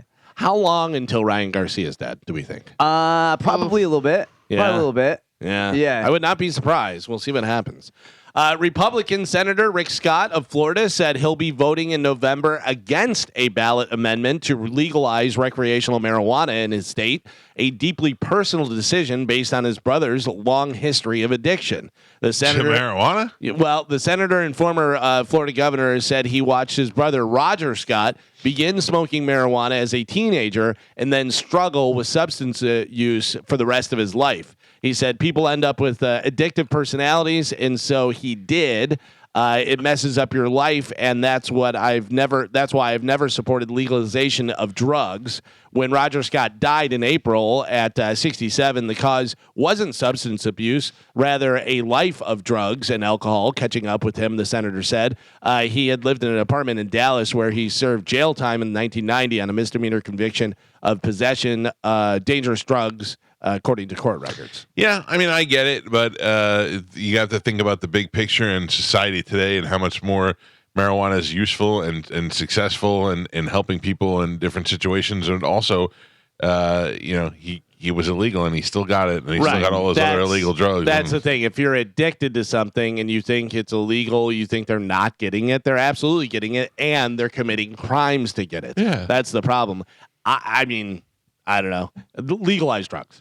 Legalize marijuana for sure. They won't. It'll never Legalize happen. everything. Never going to happen. It's mostly Never going to legal, happen. but it's legal in most states. Yeah, that's how they're going to do it. They'll let states legalize it, Right. but federally they'll never legalize it. Neither will they do mushrooms. But what is the point if you can get it anyway in so many states? So if you like if they made pot recreational in Florida, that means everybody that lives here can enjoy pot and not have to worry about it. You could come in from out of state. It Right. increases tourism. Right, like California. The government government will still make money taxing everybody who uses it, right? But if you legalize it federally, now you have to let everybody out of the federal prisons that have been put there for pot. You can no longer put people in prison. So now prison systems are losing but they still broke billions the law. of dollars. They still broke the law at the time. They would let them. There would be a huge push to let everybody out. Yeah, I mean, huge. I would imagine that it would have to be on a small level. But if you tell me pot was illegal and you got caught taking in 2 tons of pot from another country or whatever, that still was something that you did that's illegal. You could still be punished for it. Yeah, I agree. Like if you're smuggling huge amounts, that's one thing. But there are so many people in prison that were put there for just for like a dime joint. bag, a joint. You know what I'm saying? All those people should be out, right? But that's why they don't want that. They should all be out now. It's not going to happen because the prison systems lobby billions of dollars, millions of billions of dollars. Are we worried we're not going to get new prisoners? Yes, that is the big deal because all the prisons are privatized, right? And they fund a lot of the governors and all these people's right. pockets. But what I'm saying is, do you think we have a shortage of criminals in this country? 100%. Really? 100%. Well, yeah, the majority of people that are in there is small drug crimes. Yeah. I think it's like 70 to 80% or something like that. Yeah, there's little things that they get people on that really should just be a ticket or a warning or something like that. And there's, like we've had stories before where the single mom who has the boyfriend that's making her do stuff, and then she has the drugs, so she gets busted. But the boyfriend that they know 100% was the guy that was doing all this stuff because she was the mule because she's getting beaten and all this stuff. She goes to prison for 40 years, and this guy's still selling and doing all his stuff. And I just read a great story about Congress members that leave Congress and they become lobbyists for companies. Like the base salary is $4 million a year, right? Wow. So like if the prison system is lobbying, they're never going to pass. Sure. And you know what I mean? Yeah. It says drugs is roughly 40%. 40. Yeah, so- You said 70 to 80. Well, still, it's the highest out of anything else. Yeah. Like the next closest is weapons and explosives, arson, 21%. And then it goes to sex offenses, 12%. Speaking of weapons and explosives, you've been watching the body cam videos and stuff. I saw one the other day of this guy who pulled over a truck, and the guy that was in the truck kind of looked like just kind of redneck hillbilly guy, whatever. And it was, what's going on, And as the officer is going through his truck, looking because it's just strewn with a bunch of different stuff, and he's got his body cam on. And he goes, hey, what? Boom! And it blows, something blows up in his face. And it's like a liquid and this and that. And he's coughing. And he's like, you got in my lungs. He goes, what is that? And the guy who's driving the truck goes, what was that? And the guy goes, I don't know, you dumb F. He goes, what did you have in there and stuff? And the guy wouldn't tell him what it was. Oh, boy. Yeah, that's dangerous, man. Do you imagine something exploding like that and you don't know what it is? You breathed it in. Ugh. Elon Musk on Monday threatened to ban Apple devices at his respective companies if the tech giant integrated OpenAI at the operating system level. He called the prospect a, quote, unacceptable security violation. Should he follow through with the ban, Musk said visitors would have to check their Apple devices at the door while they be stored in a Faraday cage. The comments came after Apple announced a slew of AI features across its apps and operating platforms and a partnership with OpenAI to bring a ChatGPT technology to its devices. So why is he worried about it? If you let's say you were an employee for SpaceX and you had some type of clearance and your phone was linked up to this ChatGPT, which is directly linked to the internet, while you were working on something, in theory, somebody could tap into that and take out whatever information. And because it's AI algorithms, you could potentially get, everything. Steal whatever. Yeah. Which is what's going to happen. For sure. 100%. Wasn't, though, Elon originally a big investor in OpenAI? Yep. So You're correct. There's something. Yeah, he probably has his stuff that he wants. Yeah, there's something going on money-wise behind the scenes. It's not just all for the good of the people. Yeah. Right. I never for the good of the people. Yeah, I think we're screwed though. Yeah. They're going to put. They've already said that the next iPhone update's going to have all that stuff. 16. 16 will have the AI. Well, not the actual phone, the hardware, the iOS operating system. So when everybody updates their phone in the fall, it's going to have that built in. And I'm telling you, I'm getting rid of my iPhone. Yeah. Well, once this one's paid off, I'm getting out of The iPhone. other phones already have it. Yeah. Apple's already behind. Yeah, Like, the they're late Apple's to the falling party. behind. Yeah. So when Bobby was here, he had those glasses, the Ray-Bans, the Meta. Now, what does that do? That connects to your iPhone, and it connects to... Yeah, it connects to your iPhone. So if you're wearing it, you can say Meta record video, and the video will show up on your phone. You can say Meta take a picture. Or the best part about it is you can look at a product and go, Meta, what am I looking at? And it'll be like, that is apple juice from wherever.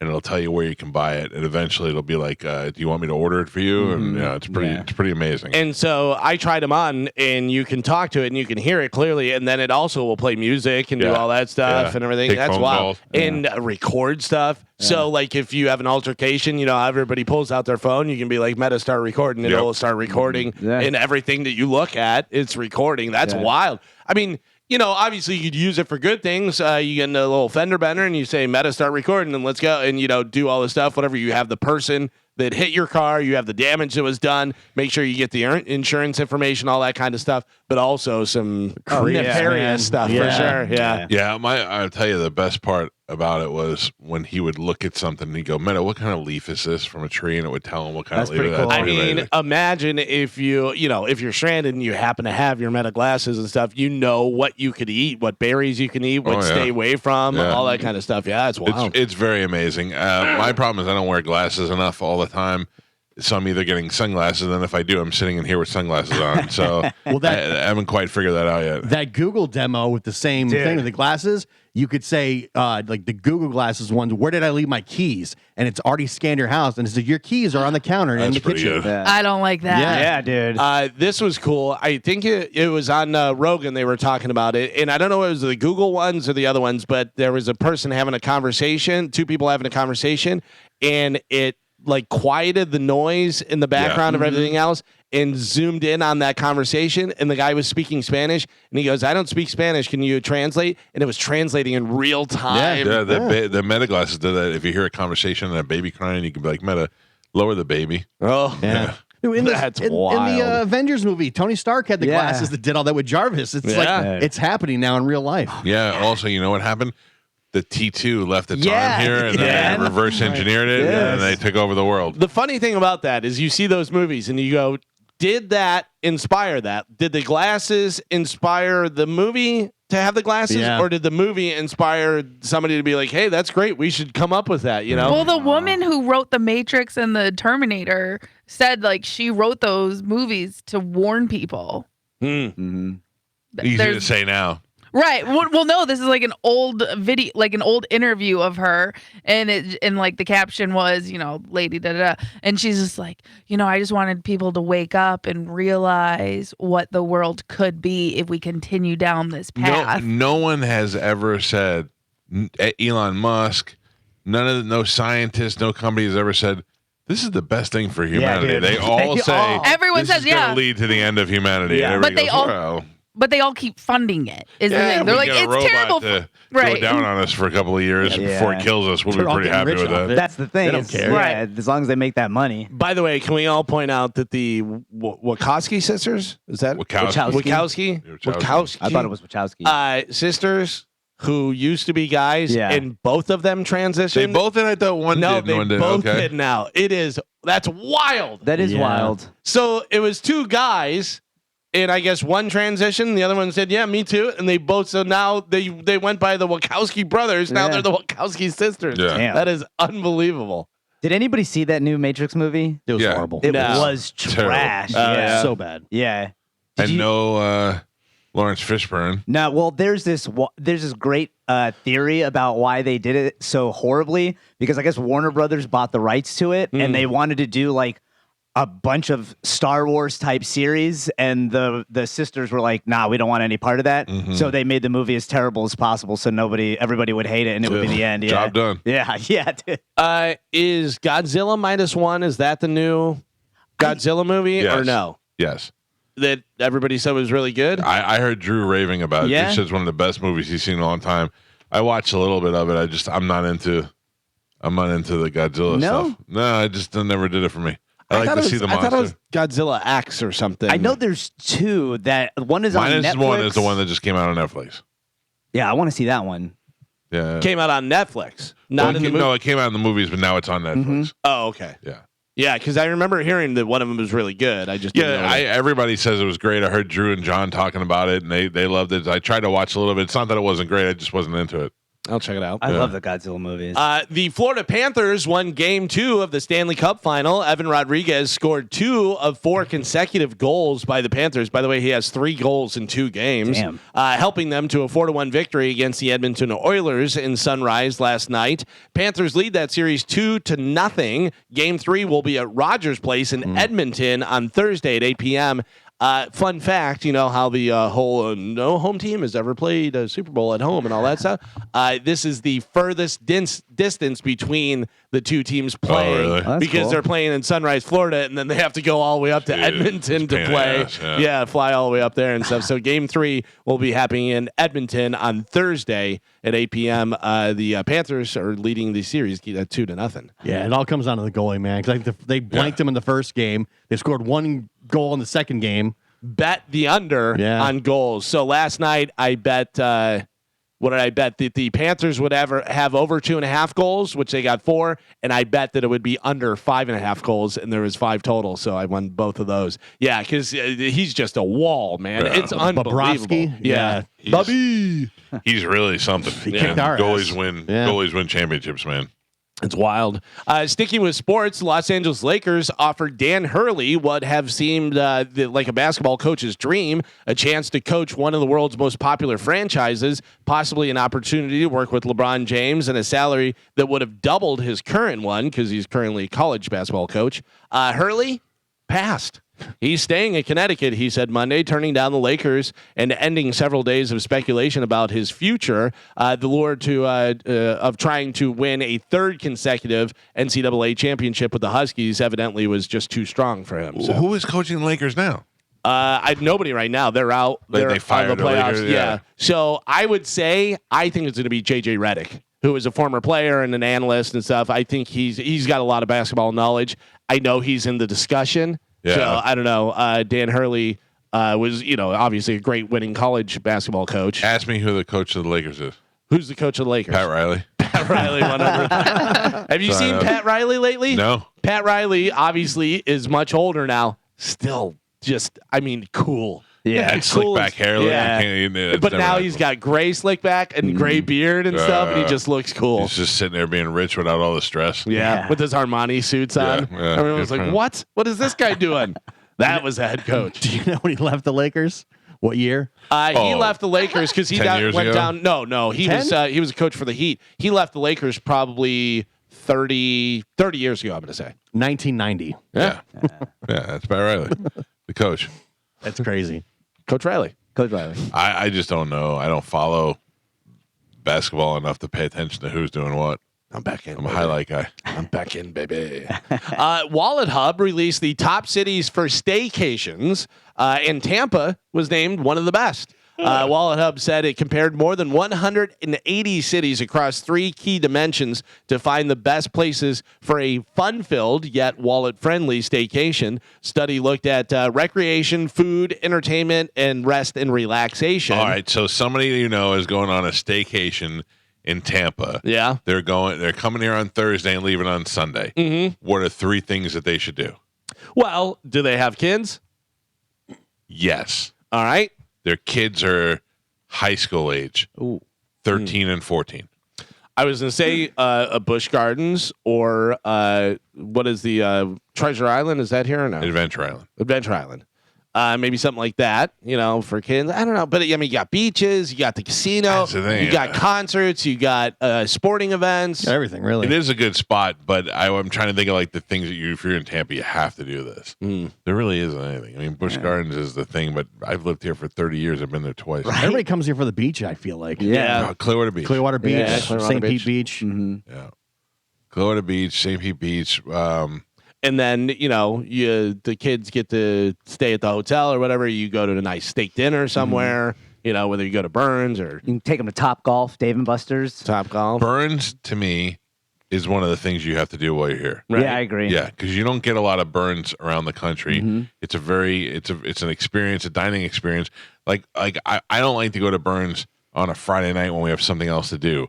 because you can't go to Burns and spend less than 3 hours. Yeah, there, that has to be the so event. true. Right. Yeah. You can go to any other restaurant, spend 2 hours, be ready to go to a concert or go home. You go to Burns, you're looking at 3 hours minimum. But also, if you plan like your vacation around maybe a sporting event, you're going to go see the Bucks play, or there's a concert in town that you want to see. That can be one of the things. Then you do Burns one night. You go to the beach during the day. You maybe go to Busch Gardens. There's a lot of stuff that you can do. Go up to Weeki Wachee, go see the mermaids, do that thing. Yeah. Which I've never done that. I will tell you that a long time ago, I forget what it was for, someone's birthday or something that we did, and we went down. Is it Rainbow River? Yeah. And we did the kayak down there. That was great. That was a blast. That's fun. It's really cool. Yeah, I've never been to Burns. Same. Yeah. What? Yeah. it's pretty awesome. I've been to Texas Roadhouse. I've never been to Burns. Delicious. They have the cinnamon butter there on the rolls. Fantastic. I'm with You sound like the Pillsbury Doughboy for a second. Let's go, Carmen. I'm in. Okay, Gio. That's where our next luncheon is for the company for CMG. Texas Roadhouse? It's at Burns. No. Wait. I like Burns. Burns is a nice experience. I've but heard nice things over the Yes, years. same. I I can't heard there's like a believe- dessert room. I can't Yes. believe you, Carmen, have never been there. Yeah. Yeah, I don't make enough Yeah. money to I go figured there. some sugar daddy would have taken you at some point, though. Yeah, they ruined every sugar daddy I ever tried to get. Yeah. And we don't never want- made we it don't to want, we don't want we you to never- get trafficked. Yeah. We never made it to Burns level yet. She no longer has sugar daddy. She has chatty daddy. Yeah. And he Carmen. definitely cannot take me to Burns. When you're halfway through the meal, they say, "Well, you like to go to the dessert room," and they make your reservation in the dessert room. Then when you're done, you either take the elevator up or the stairs up, and you go upstairs. And then there's just these bunch of like walled-in half booths everywhere, and you go in there, and there's anything you could ever. It's like Willy Wonka's making your dessert for you. It's fantastic. And there's a little speaker in there, so you can hit the piano player. You can listen to music. Sounds You can pick up the amazing. phone and call other dessert rooms. Get a nice Other brandy. dessert rooms? Yeah. Like you have your own room? You have your own Yeah. room. They're like booths with like walls around them. So nobody can see a pig out. Yeah. Yeah. Oh, Carmen, let's go. Okay. I would take you at least to the dessert room. Yeah, get some Oh. cake. You can do that. You can just go to the dessert Yeah. room, Carmen. Okay. I don't know. I'd like a steak first. Well, I don't know if Oh, I'd like something after the meal Yeah. too. But I'm not getting that. Yeah. I don't know if you're ready for the both. Yeah. I only get one or the other. See what happens in the dessert room, and then How have you lived here all these years and never have gone? I've never had a chance. It's never been like a anniversary thing for you, or Nah, I'm cheap. And I don't make a lot of money. He doesn't even. It's not that expensive. Like How much is the last time you went to Burns? What it cost you? But I usually go with like 5 people. You know what I mean? You never been by with 2 people? Last time I went, I don't even think I paid. I think Joey Deeb paid. Yeah. The good part about Burns that's different from a lot of other places is it's not a la carte with the sides. So like you can Oh, you get get it. everything. Yeah, you can get a steak, but they also give you like potato Soup. salad, soup. Right. And I like other places you got to pay for each So what one. am I looking? What Burns? At 2 least- people. What's going to set me back? At least $200. Yeah. Yeah. At least. That's a lot. Yeah, if you're drinking, like they have some really good whiskeys. So now we're going to dessert. Now we're Yeah, yeah. $400 for Yeah. a steak and a piece of cake. But the experience. Nah. It's on. not I'm a telling piece you, of cake. Outback has a great steak. Yeah. They got No, the listen to sauce. me. Yes. You better never Yes. go to Burns then.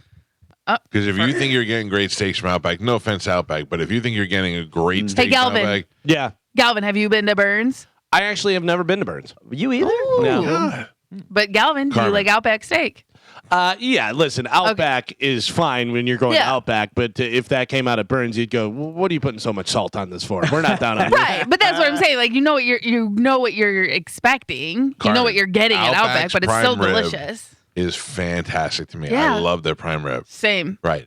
You go to Burns and eat there, and you don't know what just happened to you. Yeah. You're I like, will tell you, I've been to Shula's, I've been to Del Frisco, I've been to what was it, Charlie's. I've been to a few different ones. My favorite is still Ivaroni's. Ivaroni's. I've never been to is Ivaroni's. so good. Same, and I live so good. close to it. Yeah, it's really good. It's not. Yeah. It's not super expensive or anything like that. It's just a great Italian steakhouse. Yeah. Where is this? Ivaroni's? Oh, Ivaroni's. Yeah, it's fantastic. I've never been to Titus is Ivaroni's. pulling in.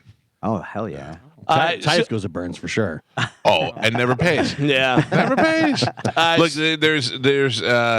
there's restaurants here that are fantastic, and they're at the same level and the quality and all that stuff. Burns is just an experience. It's the staple of Tampa Bay when it comes to eating in restaurants. and it's like if you visit here, you have to try it once. That and not to mention the fact that and Carmen, you'll appreciate this. I think it's the second or third largest wine collection in the world. In the world. Overall, Tampa ranked number 5 for the list for Wallet Hub. St. Petersburg also made the list, coming in number 33. Orlando was named the best city for a staycation. Wallet Hub said the city topped the list because there's most to do. So many different things to do there. Yeah, there's a lot of stuff. We've done staycations in Orlando that didn't involve Disney or Universal. Like we'd go and get a hotel, and when the kids were little, we went to that Ripley's Believe It or Not place, and there's a couple of restaurants, the all-you-can-eat lobster place. So it's just fun touristy things you could do over there. You can even go to outlets and do stuff like that. Yeah. The online platform FanView is holding its first Miss AI contest. Dude, I was hoping you'd bring this up. Where its finalists are not human, but artificial intelligent personas from around the world. The platform is used by creators to share monetized content with their followers, but unlike similar sites, namely OnlyFans, FanView allows AI-generated content to be posted as long as the content follows community guidelines and is clearly labeled as artificial. The company announced in April that it would have hold FanView World AI Creator Awards, and it has now announced the top 10 finalists for the Miss AI title. Here are some of the different pictures on Bone TV. Yeah. So that is not real. No, I know. I looked at these. She's like right up my alley. Yeah. She's gorgeous. She's gorgeous, yeah. She reminds me a little bit of Kelly from Real Housewives of New York. Yeah. She is very exotic. Yeah. Looks like the Why Little she Mermaid. make that face? Yeah. Because people like that pouty face. She just looks like a girl that skateboards. Yeah. Which, you know, a lot But of real. right. Yeah. But a lot of people may be into that, you know. Oh, She's in space. Station girl. So I saw Microsoft's AI girl yesterday having a conversation, and there's nothing identifiable about her that she is AI. Yeah. You know how they have that little weird glitch where they're like, okay. You know, there's none of that. It's just a woman talking to you. It's wild. I don't know if it's the same one, but I was telling you it was the one where he said, I'm going in for a job interview. Do I look okay? And she goes, you'll definitely stand out with that hat, you know, and like she laughed and I mean, it was just a total normal conversation. It was wild. It's crazy. We're done. It's crazy. We're done. Yeah. Buckle it in. Things are going to get wild. I mean, the good thing is we're going to probably get a couple of years where things are going to be awesome before they get really bad. Yeah. I doubt it. Because like if what they're saying is true, the first thing that's going to happen is everybody's jobs are going to go. I mean, everybody's jobs are going to go. I think that's already happening. I mean, a little bit. Based on AI. A little bit, stuff. Yeah. So like what do we do during that transition period?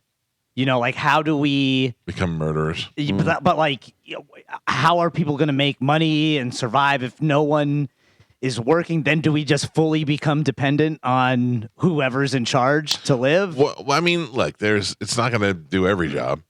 Yeah, it depends on what you do, probably. I have a What feeling can it do? Yeah, it's going to be. Well, it can't fix my when my toilet's clogged. It can't come over and unclog my toilet. Yeah, they can have they definitely have a house robot that lives in your house that can do all that stuff. Don't worry, Gio. I will unclog your toilet. Sorry you had so many burgers today. Carmen, I'm telling you right now, do not call it a house robot. What do you call it? I don't know, but that's gonna create problems. Yeah. I mean, I find that very offensive. Yeah. Oh my God! Yeah, robotic companion. Yeah. A mother of 4 has defended her decision to name her new son what? Quad. Fourth one. Fourth son. 4. It has nothing to do with it being the fourth son. I'll tell you that. Just this is her son, and she's defending the name. She decided to name her son Vagina. No. Bloop bleep. I love it. Lucifer. Oh. Ronnie Lilly, 27, and her partner Brad welcome little Lucifer Ashley on, maybe it's a girl. I don't know. On January 20th of this year, the Birmingham-based couple decided on the name when Ronnie was 16 weeks pregnant after it was inspired by the Netflix series, Carmen, Lucifer, that you like. I like that show, although she's had to deal with a bunch of backlash, Ronnie says she will not sway by naming her child anything else, whatever. So it's named That's my cat's Lucifer. name. She also says the name fits her child like a glove. Yeah, same thing with the cat. The cat's name is Lucy, but it's transitioned to Lucifer because it's the worst cat ever. Yeah. No, it's not. Because she's never peed on your stuff before. Oh, Take care of it. Carmen, you want it? Take care of it. Yeah, I would take that cat. You It's would so take that cute. cat? Yeah, 100%. The midgets wanted it so bad. Anytime- They wanted to take it. They were telling me they were Stop. bigger than. When the midget met the cat in the hallway, it was amazing. Hey, let's talk about the midgets for a second. I'm going to be honest with you, and you saw the pictures. None of the midgets, including Bridget the midget, looked sexy while they were in here because they just woke up. They were all sleeping in a bag together. It was rough. And somebody just dumped a bag of midgets out, and they walked in here. That little one, though, with the reddish hair, she's been posting a lot on Instagram lately. She knows how to fix it up. Oh yeah, She knows how to fix it up. The little one? I'm sorry, did I say little one? Yeah. I meant the one with the red hair. yeah, the one that had regular sized boobs on the midget body. Yeah.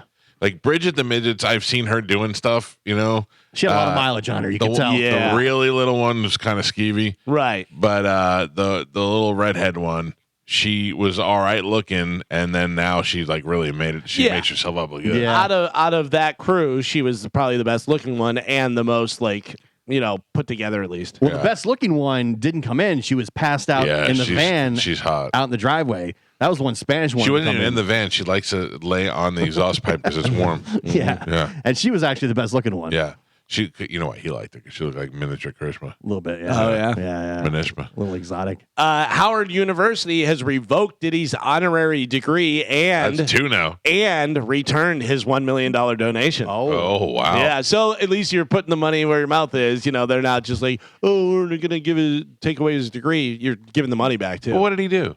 What do you mean? What did he do? Well, there's a video of him beating up that girl. Yeah, yeah. Well, I'm saying because we still don't know what they raided his house for and all that stuff. Well, yeah. We probably never will. Yeah, I Yeah, think that whole story kind of just died, it seemed like. Yeah. I think it's still brewing. Yeah. I think it'll come back. You know, I mean, how long did it take for Cosby thing to happen, for Jeffrey Epstein, for all these different things? Kelly, he was like fighting that for 20 years. Yeah, so it'll be interesting to see.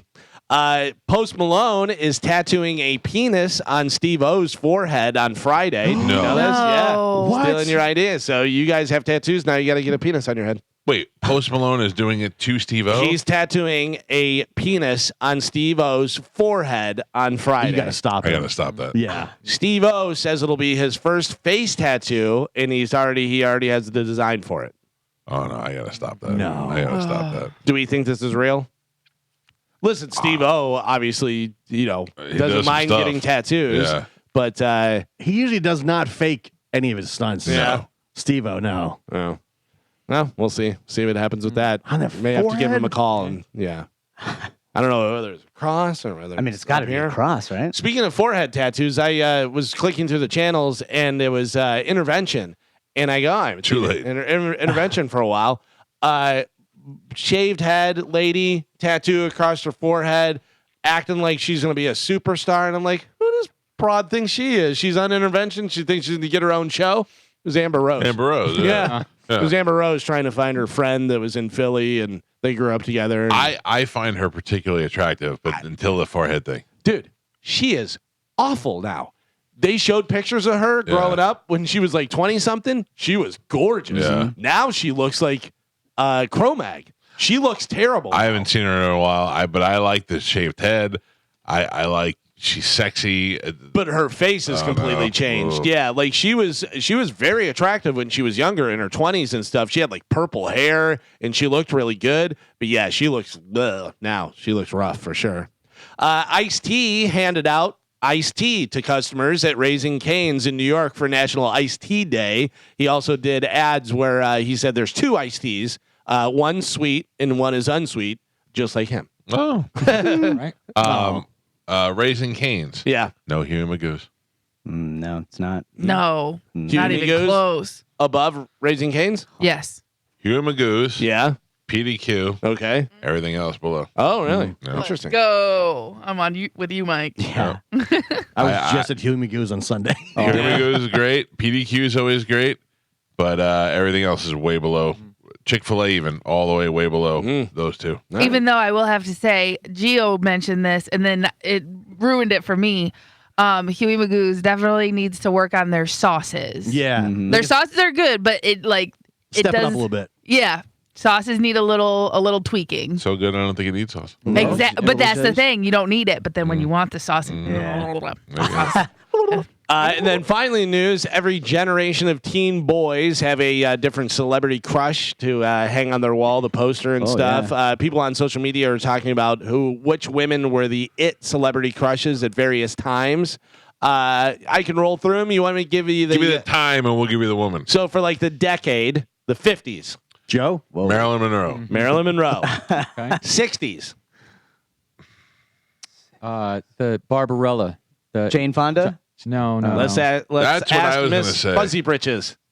Yes. Yeah. Raquel Welch. Raquel Welch. Yeah, Raquel Welch. They said also Tina Louise from Gilead's Island. Really? Yeah. 70s. Farrah Fawcett. Farrah Fawcett, Linda Carter, Dolly Parton possibly, but Farrah Fawcett number one. Yeah.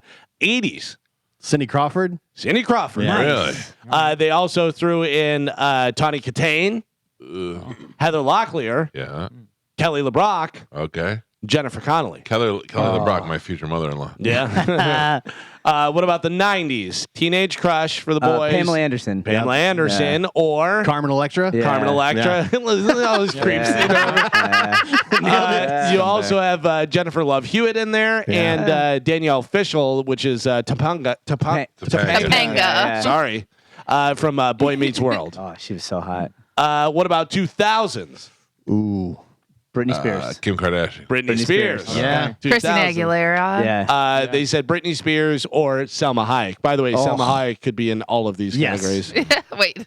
Later, they said in like the closer to 2010 is Megan Fox. Yeah. Megan Fox. 2010s. Kim Kardashian. No. Well, they were wrong. 2010. It's not Megan Fox. Well, they said she's closer okay. to 2000, but this is Okay. for 2010 to 2020. What's her name? Dating Colin Jost. Scarlett Scarlett Johansson. Yes, Oh, yeah. she is in there. Jennifer Lopez. No. Jessica Biel. No. Jessica Biel in 2010? No. Emma Watson. Oh, okay. Yeah. Selena Gomez. Margot Robbie. Yeah. Yeah. Yep. Okay. Amelia Clark. Yeah. And Scarlett Johansson. Who's Amelia Clark? Game of Game of Thrones. Thrones. Yeah. And then 2020s, which we're in right now. So 2020s. I'm going to say Kim Kardashian. No. Damn it. She's actually not on the list, That's a surprisingly. stupid list. The kind of the it girl right now. Billie Eilish. No. Billie Eilish. Right now. We just got through saying she looks like a mushroom stump in the water. That's what he said. It looked like a toad, but Right now. Right now. right now it is Oh, Tate McRae. Ooh, No. Tate McRae's hot. Olivia Rodrigo. No. What does she do? Yeah. There's a few singer. different ones here, and all three of them are kind of it girls right now. Sabrina Carpenter. Jenna Ortega, Yeah. All right. Okay. Sydney Sweeney, Yeah. and Dua Lipa. Oh, Yeah. Dua Lipa. Those last two. Which does anyone know what the new generation is called after Gen Z? What? Gen Alpha. Jen what? Yeah, they Gen- went back. Alpha. Alpha. Yes. Doesn't Jen Alpha do news on Channel 7? No. Wasn't she on I Married Your Brother or whatever the hell that show was? Jenna, Greg, Dharma, and Greg. That's Jenna Elfman. Oh, okay. So people born between 2010 and 2024 are considered Gen Alpha. Okay, so they went backwards. They went back to the beginning because Gen X, Gen Z, whatever, and then Gen A, Gen Alpha. Yeah, I get it. I just don't like it. Yeah, I don't like it either. I don't like it. All right. We could discuss it in Burns' dessert room. Yeah. They should actually change it to Gen Be a Man. Yeah. Well, there you go. That is it for news. All right, Galvin, thank you. We'll take Got a it. quick break. When we come back in the studio, Titus O'Neil is here. Are you familiar with him, Titus O'Neil? Very famous wrestler and football player. And he has got an event coming up that we're going to talk about for Father's Day. We'll do that next. It's a Mike Calta Show. It's 102.5 The Bone. Well, I'm just saying that it was like a debut was recently. Yeah. Me and you. Yeah, but you still said once. Yeah. All right, I'm sorry. The forever host of Yes. Titus and the Butthole. He's Titus. I'm the Butthole. I feel like we should do a podcast together. We get along well, but it is an awkward relationship. Yeah, I mean, if you listen to the Titus and Butthead show, you would honestly think we don't get along. Right. Well, But we do get makes along. for a great opportunity for podcasting. Yes. I'm sure we'd be able to. I feel like my honesty in life and your honesty collide. That's why. Yeah. And because my honesty is the reality, and yours is fueled by jealousy. Yeah. Yes. Like the entire time you were sitting over on the other chair, I thought, look at the great shape that he's in. But at the same time, also, you look like a chocolate Easter bunny. You are the shiniest man I've ever seen. I want to bite your head. I bet you taste delicious. See, yeah. Well, these are things that I just think about. This is the balance that I have to bring to the show. Yeah. I mean, I walk in and you guys are talking about people getting tattoos, penises tattooed on them. You want to do that? I can have it done next week. Absolutely not. No. Listen, do you ever have that conversation with your kids? When my kids were younger, my son, I said, listen, you could do a lot of things. I have 2 requests. Don't do drugs and don't get a face tattoo. I don't care how popular they get. It's never going to work out for you. I mean, there's the what's his name? Post Malone. Post Malone's. Yeah. There's the jelly rolls that this happen to work out for, but that's very, very rare. Yeah. They're definitely an anomaly. Yeah. You go to the store, you don't want a guy with face tattoos selling you anything. No, not at all. What have you been up to? A lot. Yeah, I know. Like I like to hear. Like I saw you got inducted into the Tampa Bay. What was it? Tampa Bay Sports Club Hall of Fame. Yeah. With Coach Spurrier and Bruce Arians. Yeah. That was you were up there at a pretty big group. Yeah. Now, if I remember correctly, we talked about that, and Mike was asking why you got. No. I was just saying. Yeah. He's a Super Bowl champion coach. Yeah. There's one of the winningest coaches in the history of college football and a Tampa Bay Buccaneer. And the guy who fell under the ring at wrestling. Those were the things that I was saying. Because arguably, you will admit that was the most popular moment in your wrestling career. There's the most viral moment. Most viral. Yeah. Definitely most viral. Like my mom. But Tom Brady the same year tripped over himself, and he came in like number 6. I beat him on the list for a Sports Center not top 10. You know what I'm saying? He you have something you're better than Tom Brady at. Yeah. That's true. Okay, I get it. Although I had a fall. Did you see my fall? Nobody did. No, that's not true. 1.7 million people saw it. A lot of people saw it. Yeah. Where was this at? In my backyard. You didn't see that? No. Oh, man. Joe, can you pull it up for him? Yeah, please. I was going out back, and I have like rubber flip-flops. And the ones you have on now? Yeah. And it caught the brick. They're definitely not regulations. No. It caught the tip of it caught the paver, and I started going forward, and then the complete inertia and momentum was just too much to stop. Oh, wow. But I also didn't want to crash into the turtle thing. I have seen this. I didn't even realize this was you. See? Oh, man. I've seen this on every platform. Yeah. You're like, you just thought it was some fat dummy. But I didn't even pay it. Man. But the best is I fell. And I laid there because I knew the camera was right there. I was like, I got to turn it in. I got to give myself up because nobody knew. And I came inside just covered in dirt. And Galvin goes, "What?" I go, "It's on video. We got it." Man. I fell. Yeah. But I got to give you some credit because had you not been brave enough to fall in front of the world, I don't know that I would have told anybody that I fell. Well, and the reality of it is, you made $0 from this, and I literally paid my house off falling under a ring, amongst other things. But how? Well, because you think about it, number one, I immediately got a T-shirt.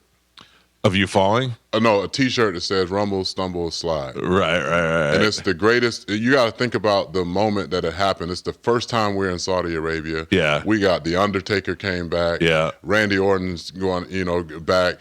John Cena versus Triple H. I mean, we got all these big names. The only thing people came out of that talking about was Titus O'Neil. Oh, yeah. And I'll tell you, two things why. I mean, first of all, I think you're a great person, and I'm happy to be friends with you. Yeah. But 2 things that I will never forget. The day after you fell, you came on this show. Yep. And when Jameis Winston wouldn't talk to anybody, you got us Jameis Winston on the air. Those are 2 things that I always owe you for. And Dave Bautista, too. Oh, I had Batista before you. No. Yes. Don't try to take credit for Batista. I had Batista when he had hair on the show. 100%. Yeah. Okay. Nice try, though, buddy. All right. I mean, now the only way we could talk to him is through you. But that's true, yeah. I don't ever try to bug him. I don't ever text him for anything or whatever, except like on his birthday. I'll be like, "Happy birthday." And he'll write back, "Thanks, buddy," or whatever. And I look, and it just, my text chain is just me wishing him happy birthday over the last 5 years. Yeah, I don't know. I feel like people like that, like you, like him, they're just constantly getting pulled in 9 million directions. The last thing you need is some other guy glomming onto you. The one thing I can say, about you, which probably is why Dave will just respond and he'll make sure you have his new number and stuff like that, is because you don't. No, I'm not. You know what I mean? And anytime we call you, you're like, all right, yeah, let's do it, whenever we need something. Yeah, I know the good guys from the jerk-offs, man. I do. There's a lot of jerk-offs in this town. There is. Okay, Titus is here, and Titus does a lot of great things, and you are doing this thing for Father's Day. Now, you did do a thing for Mother's Day, I remember a while ago, right? Yeah, I've done it the last 6 years. Okay, I remember we had you on one time to talk about that. About time you do something for the dads around here. Yeah. You're right. Mother's Day has been kicking our ass literally for years. All the dads out there have been getting murdered. Yeah. Like and we'll never catch up, But this year we're gonna at least try. Okay, that's fine. I mean, look, you can go 1 year to every 5 years for fathers to mothers. The ratio, because let's be honest, you're a very rare experience with being the father that does all the work. Most of the time, in most relationships, and most even though your mother, it's a mother that always does everything. Right. So it's fine. We do every 5 years the mother, and then we switch one over to the father. So tell me about this Superstar Dad Celebration. Yep. It is free. Yep. It's a celebration to honor and celebrate the unsung heroes of our community, fathers. I am a father. You are a father. I would go so far as to say we are super dads. Yeah. 100%. So I was telling Drew, who does afternoons on this station, one time that it's weird because when we were kids, it was very acceptable for most relationships, most families to not have the father around. Mm-hmm. Or if there was a divorce, the father is doing what he does, but he's kind of in the life of the kids. Whereas now I feel like this generation, we're all super dads now. Yeah. He's a dad, I'm a dad, Gio's a dad, he's a dad, and we all like to me, that's the best thing that's ever happened to me. It's the greatest title any man could ever own. Yeah. It's not CEO. It's not WWE champion. It's not owner of this. It literally is dad. And then when the kids get to this age where they're like becoming adults and going to school, you're like, I did this. I made that kid. And I cleaned this poopy butt for a couple of years, and I was like, I don't know if I could do this anymore. And then now I can't. No. That's not even, No. Any listener out there, like female listener, you got any hopes or desires ever having kids with Thaddeus Bullard, a.k.a. Titus O'Neil. That dream was killed in 2012. Vasectomy 2012 is my Bible. You got it out? You done for good? I'll never. But I will. I'm open to adopting again. I obviously adopted my daughter, but I got access to like thousands of kids. Yeah, you got plenty of kids to fill that need. Yeah. Because I'll tell you right now, I would have. Maybe not now. Maybe like 3 or 4 years ago, I would have had another kid with my wife because. Your wife's awesome. She's great. She's a great mother, and she's a good wife. And I felt like we could squeeze one more kid out, and she was like, "I'm done." Yeah. She and I get it. It's probably a lot easier this way. Mm-hmm. Now, I wasn't going to bring it up, but you brought it up since you talked about trying to get women pregnant or not get women pregnant. Yeah. What's the relationship status? I'm single. Again, what happened? Why can't you keep a woman? Single. I was last time. You were dating somebody last time. No, I wasn't. A little bit. No, I wasn't. Why? I haven't dated anybody in a year. Why? What's wrong with you? You seem like you'd be a great catch. I'll be dating somebody probably in the next few months. Who is this? You got your eye on some? Oh, you don't know? Yeah, I don't. What do you just like the seasons? You just like to go through the summer with somebody? I mean, nobody wants to be alone on Christmas. It's getting cold, you know. It's getting cold. It's getting cold. You got to get cozied up. What kind of girls do you like? I know there's the girls that you make sweet love to, and then there's the girls that you want to date. I like. Honestly, I would love a woman that I could build something with. Like a long-term relationship? Long-term relationship, partnership, really. Partnership. Like a shed. Partnership is the real thing because it's sometimes where I know you're not going to really like me as a boyfriend or a husband. You're hard to like, but you'll you're love so me busy. as a person. Yeah. And you respect me as a person. Like I want somebody that I can root on.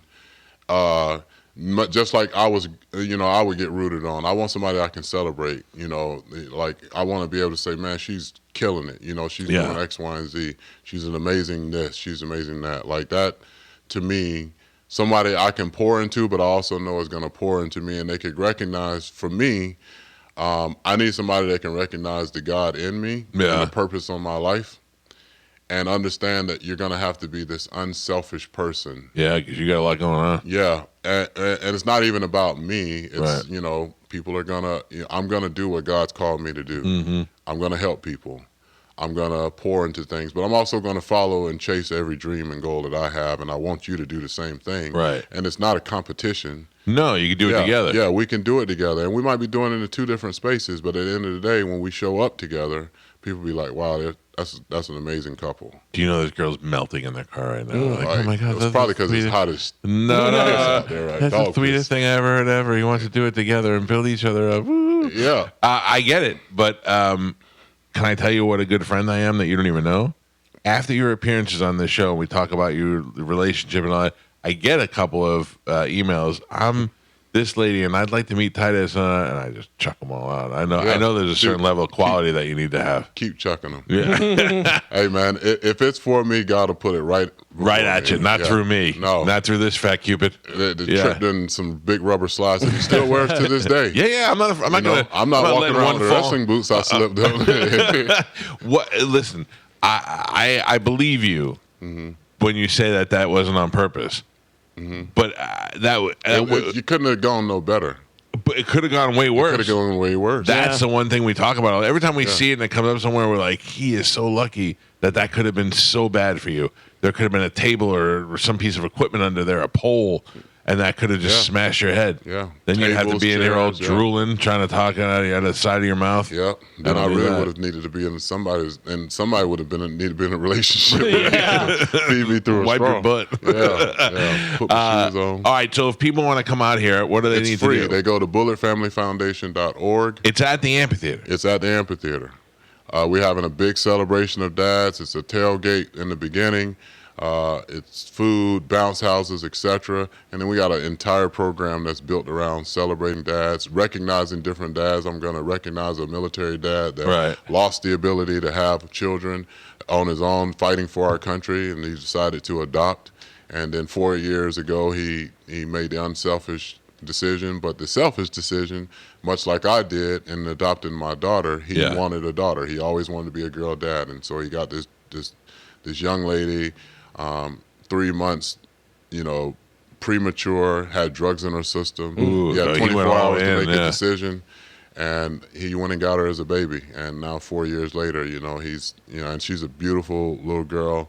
We're going to celebrate a dad that was homeless with his children, single father, 2 daughters and a son, and highlight and spotlight his story. And he got out. He's all good. He's self-sufficient now. Did you see The Pursuit of Happiness with Will Smith? Mm-hmm. That tears my stomach out every time I watch it to think about, because it's still happening every day with people. Yeah. And we got another family that we're celebrating. Sean and Camille Callahan, they are members of my church, but they're like family and friends to me. But they have 2 children. One has special needs. Right. And just want to tell about that story of being a parent that has a special needs child. Obviously, I do a lot with that community as well, Special Olympics, Make-A-Wish, etc. Yeah. So we're going to, and the reason why I want to spotlight these stories, number one, is they're incredibly inspiring stories, number one. Sure. But then also, too, there's going to be folks in that audience that can relate to every single scenario that I'm putting up on that stage. Of course. They are going to, there's performances there that are going to move people. Yeah. There are testimonies, obviously, that'll be made. But at the end of the day, this is like, in my opinion, it'll be a church service without church. It's not being totally, it's about a celebration of each other. It's a celebration for family. Yeah. Fathers, yes, like I say, for years, especially over the last few years, and you guys are in the media, so like the importance of fatherhood has kind of been diminished with this new movement of I can do all things by myself. Right. And, women wanting to go and have children, but don't think they need a father. All kids need a father. All adults need a father figure, just like they need a mother figure. For me to be able to say, oh, I don't need a woman to raise my kids, that's a lie. Yeah. My kids have an extremely amazing mom. Right. We didn't work out in a relationship and in our marriage, but she's a great mother. Yeah. And there are guys out there that, aren't able to see their kids because of the relationship with the mother. That to me is you're hurting the child. Sure, the parents, when they get vindictive and they take things out against each other, it hurts the kid. Yeah, and when you're fighting, the kids are, I always say kids are the most resilient human beings on the planet. Right. Like, they can be fighting cancer and still smiling. Yeah. Meanwhile, the adults around them are, falling Being apart miserable, because yeah. they can't pay the light bill. Man, come on, dude. You got a kid hasn't breathed on its own without a machine for 7 months, and you're talking about not whether or not you can go eat at a specific place. Yeah, like your priority are way off. Yeah. So this event is honestly going to be a roller coaster of emotions for so many different reasons. I'm going to surprise a kid that actually lost his father. I'm going to surprise him with 4 years of college tuition. I thought you were going to adopt him. Yeah, no. They're going to be like, "Nah, I'm your dad." Well, I mean, no, I'm just kidding, but that's great. That's great. I'm sure he's going to love that. That person will be the first person to go to college. Yeah, in their family. And he better damn sure be the first one to graduate from college. That's right. Yeah, zero the pressure's reason. on There's now. no financial reason to say, "Oh, I couldn't afford it. I couldn't this." No, just go to class and do what you do. That's awesome. I do want to shout out Tampa General and Tampa Well for being the first people to come to the table and say, "Hey, I'm in." John Corus has been a great friend of mine for a couple of years, and I think the world of that dude and his leadership and what he wants to do in this community, what he is doing in this community, not just with me, but so many other people. But I have other partners that have come to the table, and we are going to make monumental shifts in people's mindsets, but more importantly, we're going to have a monumental impact, which I believe this is the first of many years to come, and to have it at the amphitheater. Yeah, that's a big deal. Yeah, the amphitheaters, they got the space, they got the parking, they got for everything for and it. It's free. Literally, Ticketmaster is, I'm doing it through Ticketmaster so that people do not have to fight whether or not they are gonna. Right, you do need to register. Yeah, you need to register. And if you don't register, you can register on site too. Yeah. Oh, so you won't get turned away. But I would encourage everybody to register now. I'll put this up on our social media. Yeah, you know where you're sitting. You ain't got to ask, "Hey, you mind if I sit next to my," yada, yada. I got Sonia Bryson coming to kick it off. Love the national Sonia. anthem. Yeah. We have several of the Bucks players coming, some of the Lightning players coming that are fathers, it's pretty cool. We got an all-male choir that's going to open up, the event. Yeah. I got kids from my school, the Thaddeus and Bullard Academy at Slidell Magna School. They're going to be performing as well. We got Creative Collective going to be doing some stuff, Separation Season, Revealing Truth Ministries. We got a show of shows that will honestly take people on a roller coaster ride, but at the end of the day, there's nobody that's going to leave there and be like, "I wasted my time." No, it'll be a feel-good day. Everybody y'all ain't got a damn thing to do on Father's Day. Most people's Father's Day plans are planned probably Saturday night. Damn, I forgot Father's Day was tomorrow. Yeah. Or they find out Sunday morning, "Oh, dang, I ain't get Dad a car," and they run over to the gas station to get him a car and say, "Love you, Dad," and leave. This is a free celebration that you can take your dads to. And I got shirts made for all the dads that are coming. Right. T-shirts, and then we got 6 high school bands. So at the beginning, this is gonna be a big deal. I'm not messing around, bro. I don't do nothing small anyway. This is good. Yeah. But yeah, we got the announcer will say, "Ladies and gentlemen, please welcome your superstar dads of the Tampa Bay area." The drums will start hitting, the drum line will come with the band, and then all the dads that are in attendance will be marched in to this big rounding rouse of applause from all their family members. I want people to bring cowbells, bullhorns, all that stuff, So you will leave there in a great mood for sure. 100%. Listen, they always say if you could change one person's life, can you imagine the amount of lives you've touched, how great that must be, and then the chain reaction that sets off with other people that want to do. You're very inspiring. You talk to you, and you see how unselfish you are with this stuff. You're not doing this for you. You really are genuinely interested in helping other people, which is very inspiring. Superstar Dad Celebration. It is free. It is on Sunday. It starts at 10 a.m. It goes to 2. It's at the amphitheater. What is the best place for them to go to get registered? I have the QR code here, but I don't know how to tell them to get there. Yeah, just go to bullardfamilyfoundation.org. BULLARD familyfoundation.org. And then you'll have food, you'll have entertainment, you'll have games, you'll have special celebrity guests, and of course your host Titus will be out there. And I think this will be great. It's about time somebody does something for the dads around here. Oh, also too, while we at it, this week also is the launch of my second book, which is also on fatherhood. You can actually go on Amazon now and pre-order it. I still have the first book on my bookshelf that you did inside. not read yet. No. I mean, when's the last time I read a book? What do you read for? He I'm on the radio. He glanced at it. Yeah. Do you have the audiobook? I'll listen to that while I'm driving. No, I will have an audio book. Yeah. But Wrestling with Fatherhood, my championship journey to my greatest title, Dad, is available now for pre-order. It comes out in September. It's my second book. And it's crazy to me that I'm saying that this is my second book. Right. Especially being a kid, I was told you'll never graduate from high school, you'll never go to college, and I did both of them with honors. And the guy that plucked me out of Live Oak, Florida, Steve Spurrier, I just entered into a Hall of Fame with him. That's got to be the greatest feeling. Yeah. So you talk about full circle. Me and my friends Mark and Sean were talking this morning just about like building a foundation for other people. Yeah. And pouring into other people to the point where sometimes you do have to take a moment to realize, like, man, like today you might feel like, man, I'm worthless, but then you start thinking about all the things that you've done for others and poured into others. You can be like, no, I'm pretty damn awesome. You have worthless days? I have days where I feel like I wouldn't say worthless. Right, but you feel like you could do more? Yeah, I feel like I kind of came up short. Really? Yeah. Why do I feel like I'm great every day? Well, you should feel like you're great every day. Yeah. But the reality of it is you don't feel that way. I mean, you could lie to me and us. I don't. I wake up every day and I go, this world needs me.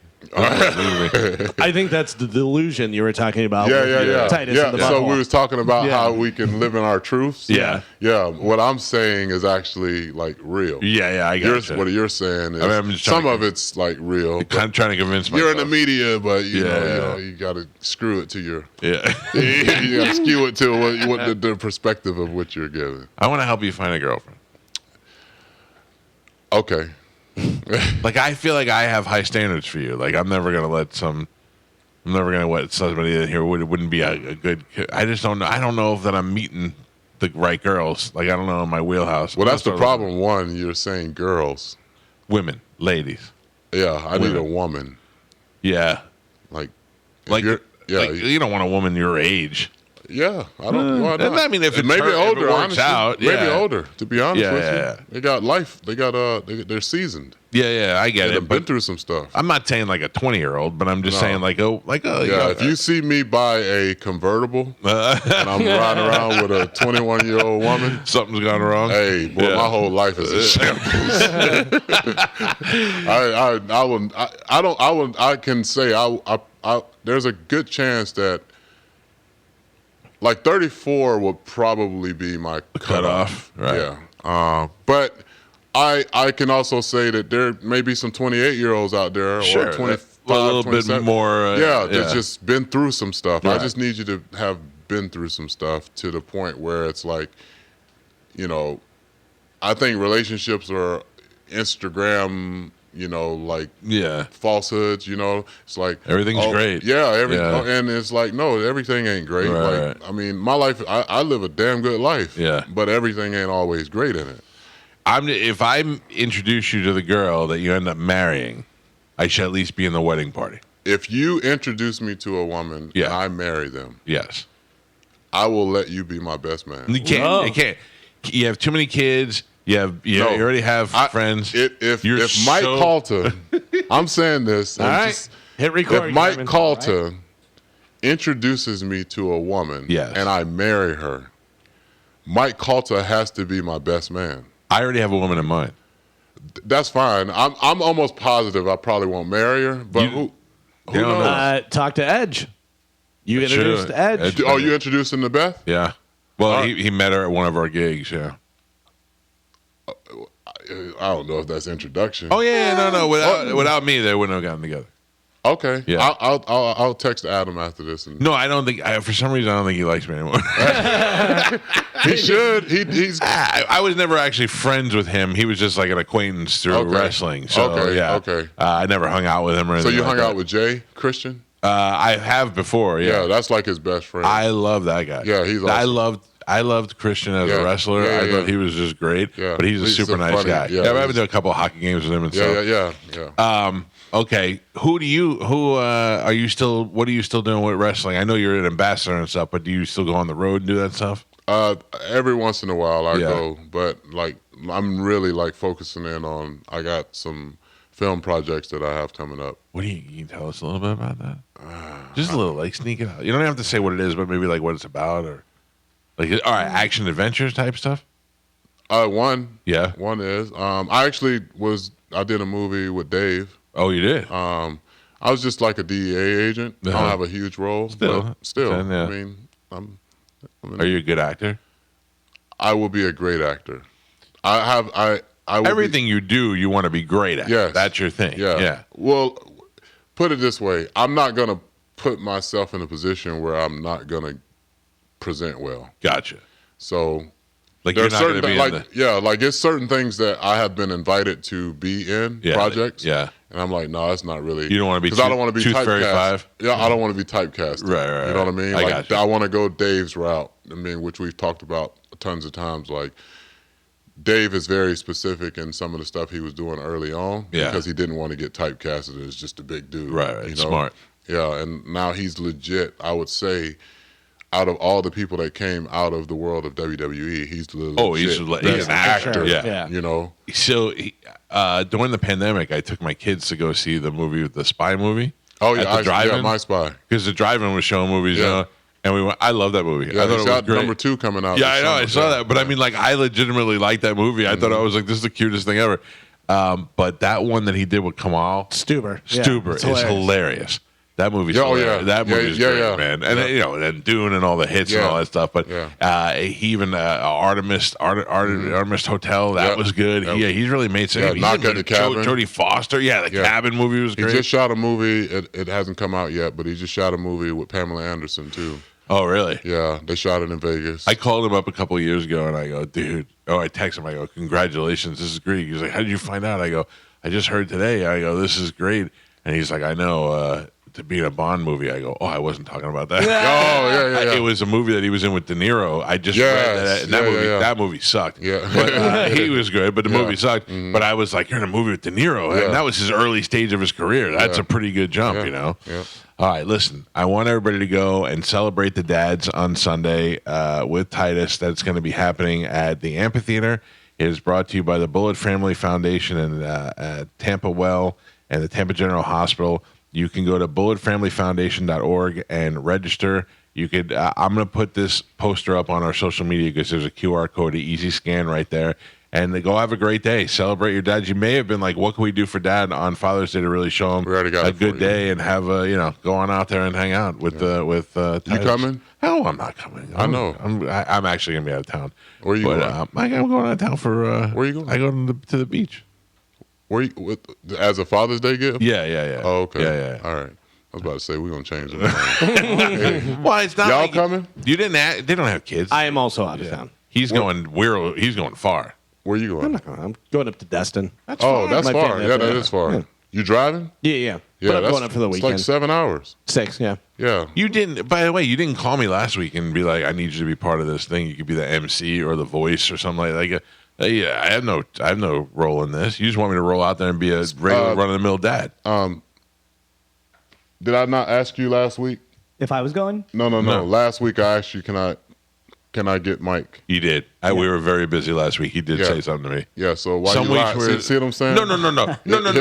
You wanted to come on the show. No, I wanted to come on the show, but I wanted to ask you on the show live. Yeah. Hey, Mike, I'd be honored if you would be the voice to open up. God damn it! Ladies and gentlemen, please welcome your superstar dads of the Tampa Bay area. Ladies and I would have been gentlemen, honored. Please welcome. Oh, I got the pipe. You do. Yeah. I mean, it's what you do for a living. You got the vocal pipes. Yeah. I'm looking at the arms. No, I wouldn't call those pipes. These aren't pipes. These are pipe cleaners. Let me ask you this. Yeah. In a boxing match, boxing, who would win, me or Spanish? Probably Spanish. What insanity is that? I mean, let me give you the background. He's boxed before. Yeah. He's taken lessons. He's fought Martin Gramatica in the Punch Out, and he did. Did he beat Martin? No, but I think Martin had celebrity edge on him. You know what I mean? Oh, with the judges. Yeah. Okay. But Spanish is a good boxer, and I'm not taking. Well, I will away. say this, Spanish. Like you would definitely need to utilize a strategy. Yeah. Because if this guy hits you, Yeah. one time, thank you. You're done. Yeah, well, I was saying, I was telling Mike, I was like, I know if I get in there with him, there's no way I'm getting out uninjured. Yeah. Yeah. And I was thinking about it yesterday. Truthfully, I would feel awful if I hurt you. I know. I don't want to. I mean, I don't If want we to box, Yeah. I'm going to kill you. Yeah. But I will feel awful Yeah. about it. Like I thought, I'm going to show the world. And I Well, it's thought, competition though. yeah, but I thought, what if I go in there and break his jaw? I'm going to feel terrible about It's that. competition. I know. I'm not You worried both about getting signed up sued. for it. Yeah, No. I'm just saying I would feel bad. I would, but I used to tell people this all the time. And when it comes to competition, Yeah. like if my mom lined up on a football field, I literally would lock the hell out of my mom. And afterwards, I would be the first one at the hospital. Right. I'm sorry, but you put me in that position. Hey, you know what I'm saying? My kids know, like, I'm not, like if we play, I'm playing to win. Yeah. I know some dads go like, you got No, I'm going to beat your ass. Yeah, my daughter plays volleyball, and after we volley a couple of times, I just smash it on her, and I would be ready all the time. So there's no way I'm not letting that. Yeah, I got to do sports now that are like not contact with my kids. Yeah, because they're getting bigger. Yeah, no, not just that. It's like I don't want to be in that position that you're saying, like, I hurt my kid. Yeah. So like I play them in ping pong or pool or a video game. Understandable. But I still have that same competitive nature. Like I'm not going to let you win. The world ain't gonna let you win. Yeah. You know what I'm saying? Like you're gonna learn this the hard way. Did you ever do this? I found a picture the other day that my wife took of me with my son in a double chicken wing from behind. Yeah. And he was bending over the counter, and I was trying to clamp it on tight.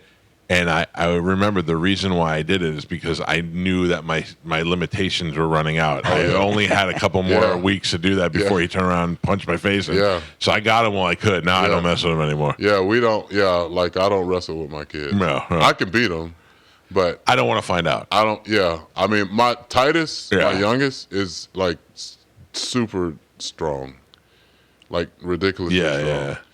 And how old and so is he? is TJ. He's 17. And then TJ is 19. TJ, actually, my oldest son will turn 20 on Father's Day. TJ is the one you have to watch out for. Yeah. Let me tell you why.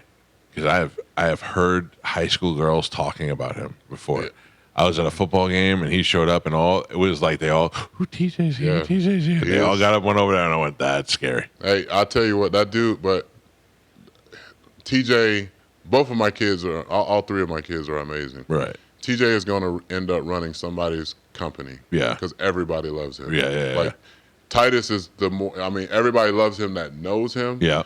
But TJ, everybody knows him as soon as he walks in a room. Yeah. Certain people just have that. Yeah. And I can't say that he rubbed off on him in that way. Yeah. But that dude is like literally every business owner, this and that. It's like, I get text messages all the time. Hey, I'm going to hire your son. See, that's good. That's your good. son's going to run my company. All right, these are things we learned today. We got this big thing going on, Superstar Dad Celebration on Sunday for Father's Day. You can go to bulletfamilyfoundation.org so you can register for that. Titus is going to find his next wife through me, and I will be the best man at that wedding, and I'm looking forward to it. I think it'll be great when everybody's like, "Why is he up there?" He introduced Titus to his wife, and I think it'll be nice to see you happy and settle down for a little while. Yeah, I mean, I want to be settled. I used to tell my pastor, Brian Poe, like, he'd be like, bro, you're going to get married one day. This is like a few years ago. I'm like, bro, I ain't never getting married again. I'm never doing that again, adamantly. And my perspective changed last year. You were like, I want to grow with you. Yeah. And so, I will be married again one day to the right person. Can I tell you one thing that you said on the show? I think it was the first time we ever had you on. Yeah. I was like reading your bio and stuff. I was looking stuff online, and I said to you, "Hey, you dated that Omarosa chick?" And I go, "That must have been cool." And you went, "It was all right." Yeah. I didn't date her. Well, First off, it was rumored that I dated her. Oh. Having interactions with somebody and dating somebody is two different things. Gotcha. Like, people say, "Oh, what, you dated Yolanda Adams, Grammy Award-winning artist." Yeah. I actually was in a relationship with her. Right. There was no relationship with me and Omarosa. No, you just were interacting, as you like to put it. Yeah. All right. I appreciate you getting up early and coming in here, and I hope this is a huge success. Next year, I'll be prepared. Yeah. I'll plan it out. I go, Father's Day, we're going to do it. Yeah, right. We're definitely doing it again. All right. It'll be bigger. Of course. Yeah. Because everything grows. But I think this will be a huge success for you this year as well. Yeah. Thank you for coming in. Thanks for having me. All right. We'll take a break. Dom will join us at the top of the hour. It's the Mike Calta Show. This is 102.5 The Bone. Well, the phone lines for Dom are wide open. If you got a legal call, it seems like whatever it is fixes itself. I am playing music off of this computer, and I don't know if you could hear it or not. My headphone wire is a little loose, so sometimes it eliminates some stuff. And is the computer? It's not stereo. It's not going in. It's not feeding stereo. I am hearing like I could hear the separated tracks. I just heard Jesse Dupree singing almost with no music. It's just very interesting. A lot of times I'll play Rolling Stones, and it'll come out with no guitar and just Mick, and I'm like, what is going on? Yeah. Dom, how are you doing? I'm doing great, guys. Good morning. Happy Tuesday. Happy Tuesday to you. Are you eating? Do you not know what's going on? We're doing the segment now? Who's eating? Oh, I thought you were eating. No, that's just Juicy Dom. Oh, okay. No, I just I turned the mic off and then I turned it back on again. I didn't know if it was on my end, but no, I just have my coffee here in the morning, and talking about having to go pee. When I walked in, Carmen was running out, and I go, "Oh, that's the pee move." I know it instantly when I see her, so I'm like, "Carmen, stop! Can I talk to you for a minute?" And hold on to her. Just so when you said that coming in, I said, "Oh, we just had my Carmen P moment." But by the way, I don't think she's peeing today. I think it's a number. I think she's having number 2. Yeah, it's been all morning. She's been running back and forth. Grumpy. She's on the phone right now, so she can't. She's not hearing you. So, where do we want to start? Do we want to start with office talk, or do we want to take legal calls first? You tell me how you're. I'm with you, Mike. Why are you still trying to steal my office? Oh, the office here? Yes, the one with my logo on the door. Yeah, that. Let's see, because when you weren't coming back after COVID, I worked that into what contract was it? No, there is no contract that works you in office in here. We've already done all the investigations. I had my 5th contract. They gave me the broom closet at the other end of the station, which is true. When you say contract, which contract are you referring to? The one that I have with the station for my show. Right. Which reads what? Which I get in season. Let me see, 9, I think. Mm-hmm. I got a bigger office, and since you weren't coming back, and this thing was you thought was a the disaster. office that you should take is the office of the most popular show in the market. We're just going to take that one. That's I asked whatever office they have that's not being used, and that was the one they. That was the decision. Who is they this made. they that you speak of? Because no one that I talk to is on the same page as you with this. I talked to Meter. I went right up to the top. I talked to Meter, and he was like, I don't know. He said something about an office, and I just laughed and said, ha, ha, ha. Well, the stuff you guys had in here was causing folks tetanus. You had to get tetanus shot every time you walked in and out of You know what? Don't walk in it. That's the best part. Nobody else has to go in there. It's not even being used. So I said, it is being used. It's not in your eyes being used, but it is being used. It's being... The decision was made to recarpet the thing, to paint it, to make it look nice. I mean, it's a Who disaster. made that decision? Yeah, the powers that be here. I am the power that be. I helped. I eliminated a whole radio station next door to you. I don't know if you noticed that or not. I make the rules around here. That room is disgusting. It needs to be cleaned and repainted. It needs to be sterilized. The best thing you can do is stay out of there. Washed thoroughly is what it needs. I got a whole new office set. They have it they have it in the hallway on the other end of the station here. As a desk. Go there. Leave your stuff over there. I can just put it right in the center of the hallway. Negative. And be done. But for what it's worth, it is looking much nicer when you walk in there. The general consensus of the entire radio station this week wants to know what a person that is in the building for 1 hour a week needs a goddamn office for. Well, are you asking me? Is that where we're? No, we were actually. You are indeed that person. Yeah. Well, because nobody else is using it, and but that is not true. Again, it would be nice to have a place to put all of the stuff that I use throughout the morning show when I'm here, if necessary, or the evening show. And what is that? A pair of headphones? Well, no, Mike. I mean, you should see all the stuff that I've accumulated in there. Do you understand your logic there is like me saying it'd be nice to have a restaurant, so I just go bring my stuff to a restaurant and take it over? Like that? That's not how the world works. Yeah, once a week it'd be nice to eat in your own place. Yeah, I would guess. So no, I asked. This is something that's been going on for months. So I don't know why this all of a sudden the middle of June you guys are riled up about it. December, you and I talked about it.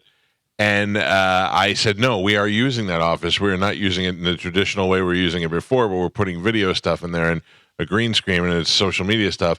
And you were like, oh, okay. And then Spanish said you text him and said, hey, get the boxes out of there because I'm putting carpet in there or some garbage like that. Yeah, because you and I never had that conversation. But, of course we did. I'm telling Michael, it's the first I've heard that you were going to use it for social media green screen. You and I spoke specifically to each other on the phone.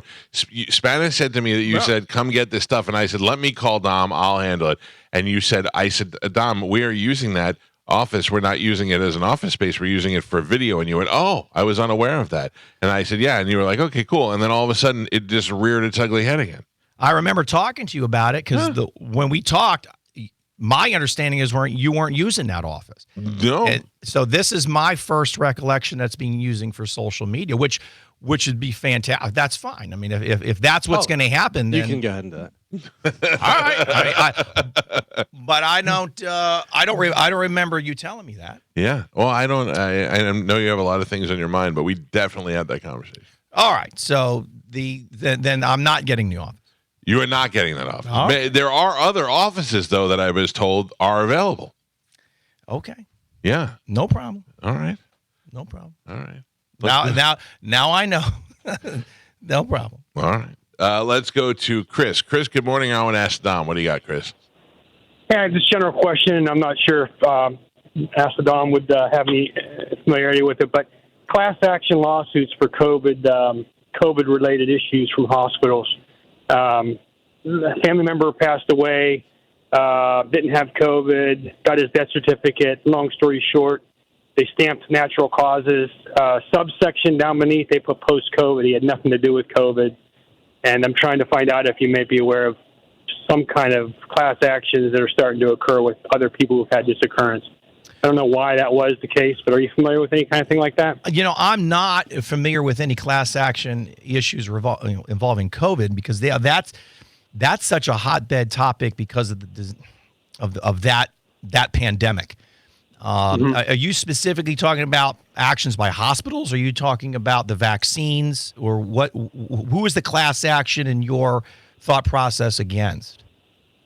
Well, the first one is something between. I wouldn't mean necessarily.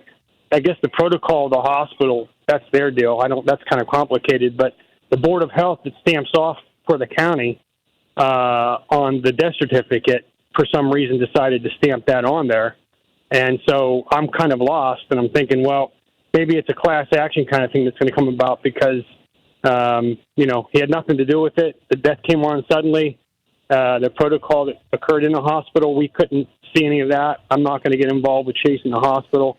But why it was put on his death certificate now really concerns the family, and I'm the only one left to kind of deal with it. So I don't want to, I just wanted to ask if you were familiar with that. No, I'm not familiar with a class action in that regard. That doesn't mean that there's somebody that isn't, but that's just not something I'm familiar with. I appreciate you guys. Thanks much for taking the call. All right, buddy. Okay. Thank you. Let's go to Andrew. Andrew, good morning. I want to ask Dom, what do you got, Andrew?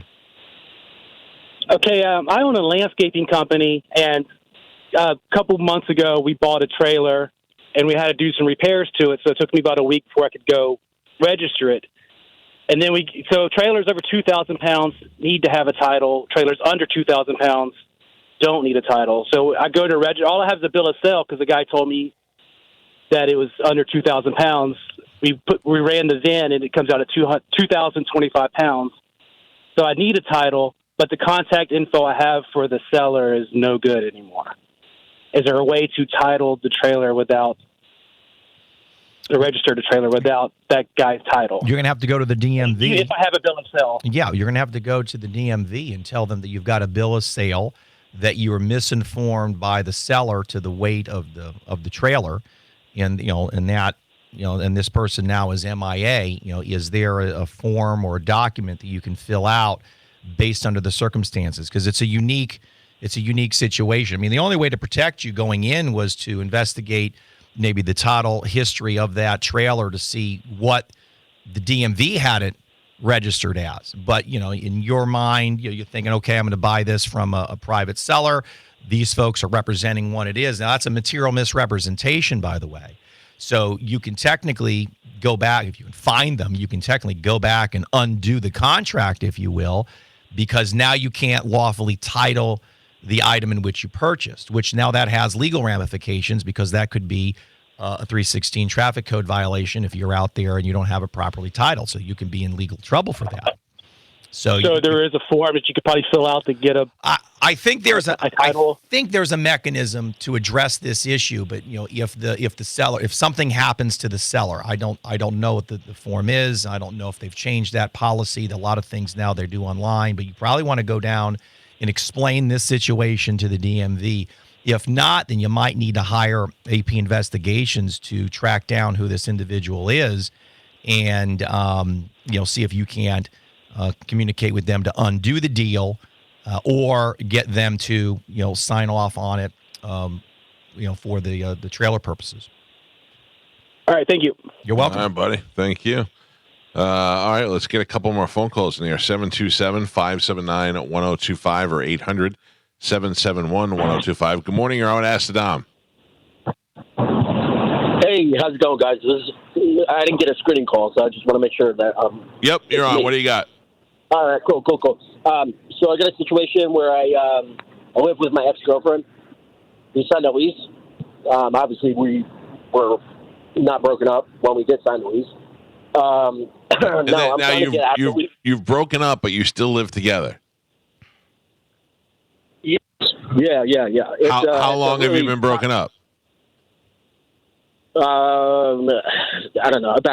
Probably about a month and a half, 2 months. Oh, that's probably about 2 months. And do you hate each other? Yeah. It's off and on. It's very toxic. It's a very toxic situation. I imagine. Today is her birthday, but she got drunk and she gets all affectionate. But whatever the case is. Oh, you squeeze one more out. The day before, she was ready to kill me. Yeah. And we were at each other's throats. So I actually had to call the cops. A week ago? It was a big incident. But my legal concern is that I want to break the lease. Obviously, is there a way to break the lease without getting a restraining order? Without getting a restraining order, and is there a way to break the lease without, is there anything I could do as far as that? That's my first question.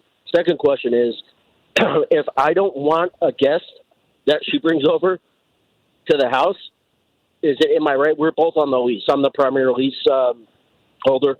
But if I don't want a guest because I feel like it would disrupt the peace, it would cause chaos, and it opens up the potential for a hostile situation if she brings a guest over. Am I allowed in my right in my own home to say, no, I don't want that guest over? Well, it's her home too. She's on the lease. That's her domicile. That's where she gets mail. It's where you get mail. It's where she has a key. It's where you have a key. You have right to access and egress, ingress, all of that. And so does she. So the answer to your second question is no, you don't have the right to kick out one of her guests, just like she doesn't have the right to kick out one of your guests. What if she wanted to put new carpet and furniture in there? You cannot put a credenza in there. They make sure you get it in writing from whoever's in charge, whether it's the radio station or the leasing office, that's what's going to be done. It would be my suggestion to write stuff down. But no, I've been taking recordings, video recordings, stuff like that. It's just a very toxic situation. It's very up and down.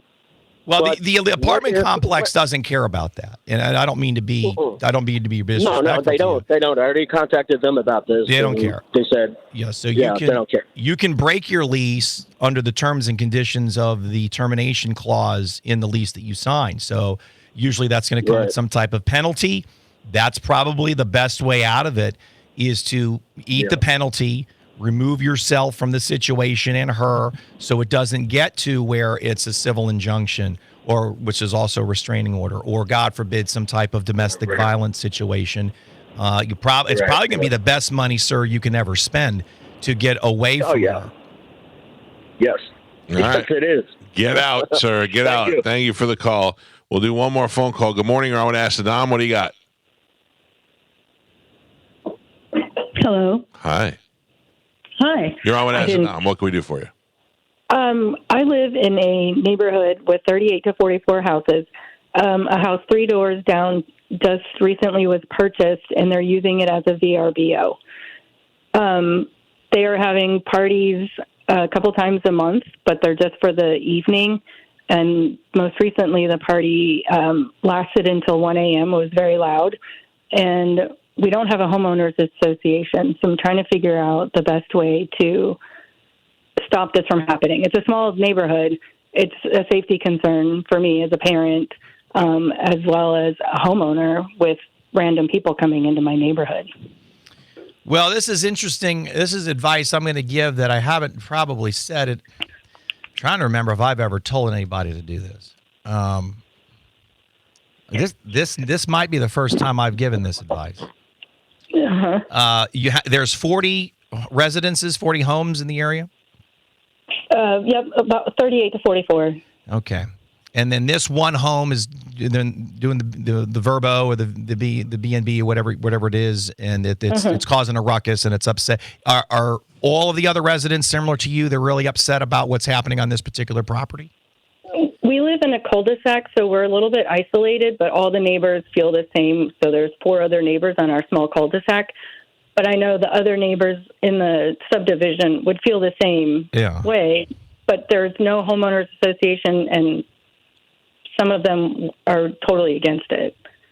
Yeah, because the advice I can give is you can contact a real estate attorney. We have one in network, and you can go and attempt to create an HOA if you can get everybody to sign on. The problem is these folks are already there.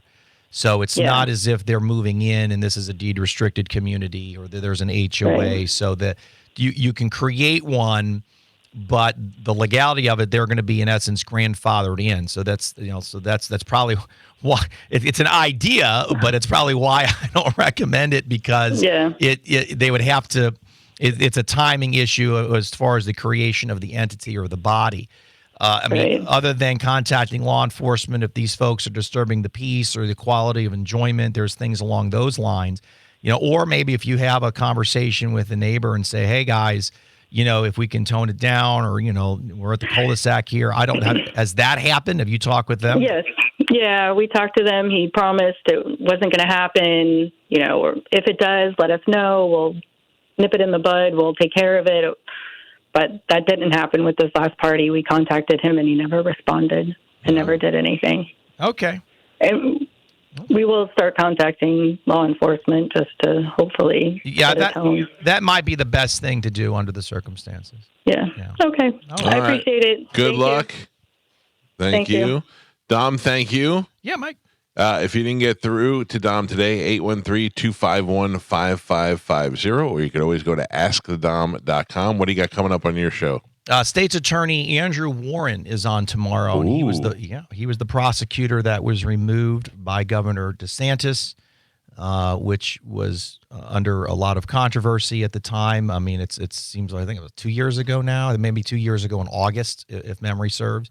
But he is on the ballot again. So he's got a primary opponent on the Democratic side. So that's an election in August, and then you have the primary, which again is coming up. Then you have the general, which would be in November. So he is going to be a return guest to the show. I've known Andrew a long time, so he's coming on tomorrow night. That'll be an interesting conversation. Absolutely. Well, there's been a lot of things. He came on several times as the state's attorney. Right. He came on shortly after his removal, about maybe a month or two after.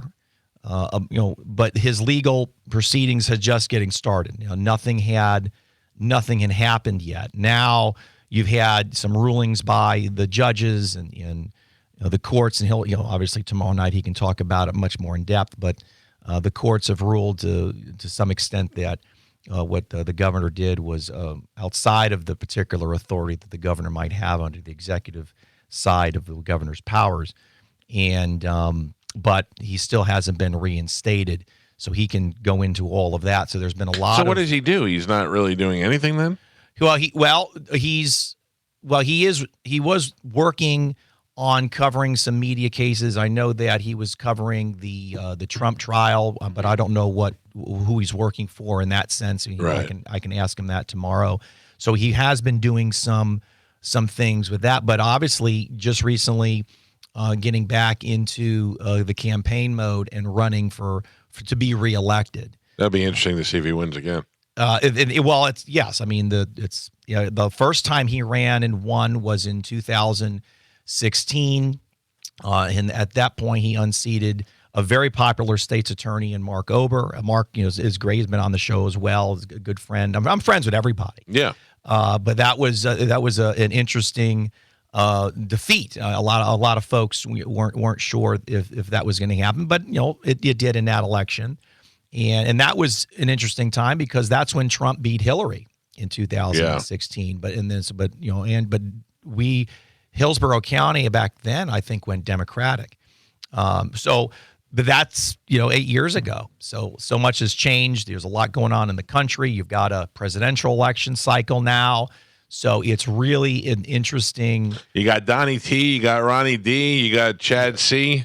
We'll see how this works out for Andrew. Yeah, we got a lot. Yeah, you got a lot going on. So looking forward to that tomorrow. And of course, I appreciate I was out last week, so there was a replay of the show the week before, a little trip with Pumpkins, which was nice. So we'll be back live in studio tomorrow. All right, great, Dom. Thank you, appreciate it. Absolutely, Mike. All right, buddy. Have a good day. There you go. Ask Dom. Before we go to break, I want to tell you about my friend Jeff Borum and his team at teamborum.com. That's BORHAM. You could Google it, and you'll find it. Jeff and his team powered by eXp Realty. Let me tell you something about Jeff. The thing that's great about him is with Jeff, you have options. He can sell your home, he can buy your home, or he can rent your home. And there's no risk because they'll let you out of the contract at any time. That's one of the reasons why I recommend my friends go see Jeff Borum.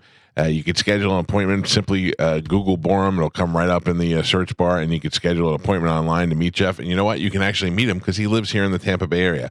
A lot of these guys trying to sell you real estate and be a real estate guy, they don't even live here. They just have agents scattered around the country. Jeff and his team are right here in the Tampa Bay area. Jeff and his team at Team Borum close on an average of 25 days compared to an 80-day national average, taking the stress out of selling. And Jeff and his team have helped over 300 families last year with real estate needs. The average agent sells 4. Jeff and his team have a marketing system on a whole different level. I tell you about it all the time. It gets your home in front of the most eyes, creates demand for it, and then next thing you know, you're getting way above what you thought you were going to get when you were going to try and sell your home on your own. If you need any help selling, buying, thinking about renting, wanting to know if now is the time to rent your home, go and talk to Jeff Borum and let Jeff and his team take care of you. TeamBorum.com. That's Team Borum, BORHAM. Hit him up and tell him you heard about it on the Mike Calta Show. We must take a break. We'll be back. This is 102.5 The Bone. Gio just was reading a story that I was looking at last night that made me want to throw up. Oh. Bobby Bones, who we're handily beating in this market, who has been on the country station for some time, just sold his Nashville house for almost $7 million. What am I doing wrong? I mean, I'm sure he's selling it so he can downsize to a smaller, more affordable. I would place. imagine Mr. Bones is going up to probably a $10 million home.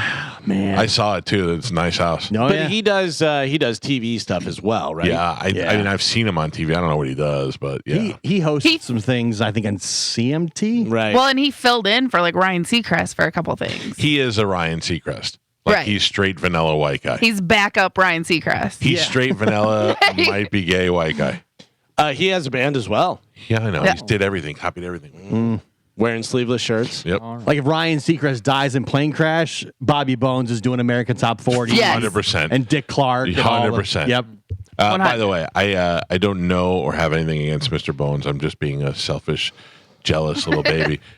Good for him that he makes. So I've never been a hater of people who make a lot of money, especially if they're in the same business I'm in. It just goes to show you that the money can be made. Carmen, that guy, rich. Yeah. Yeah. So are you. No. We already did the study.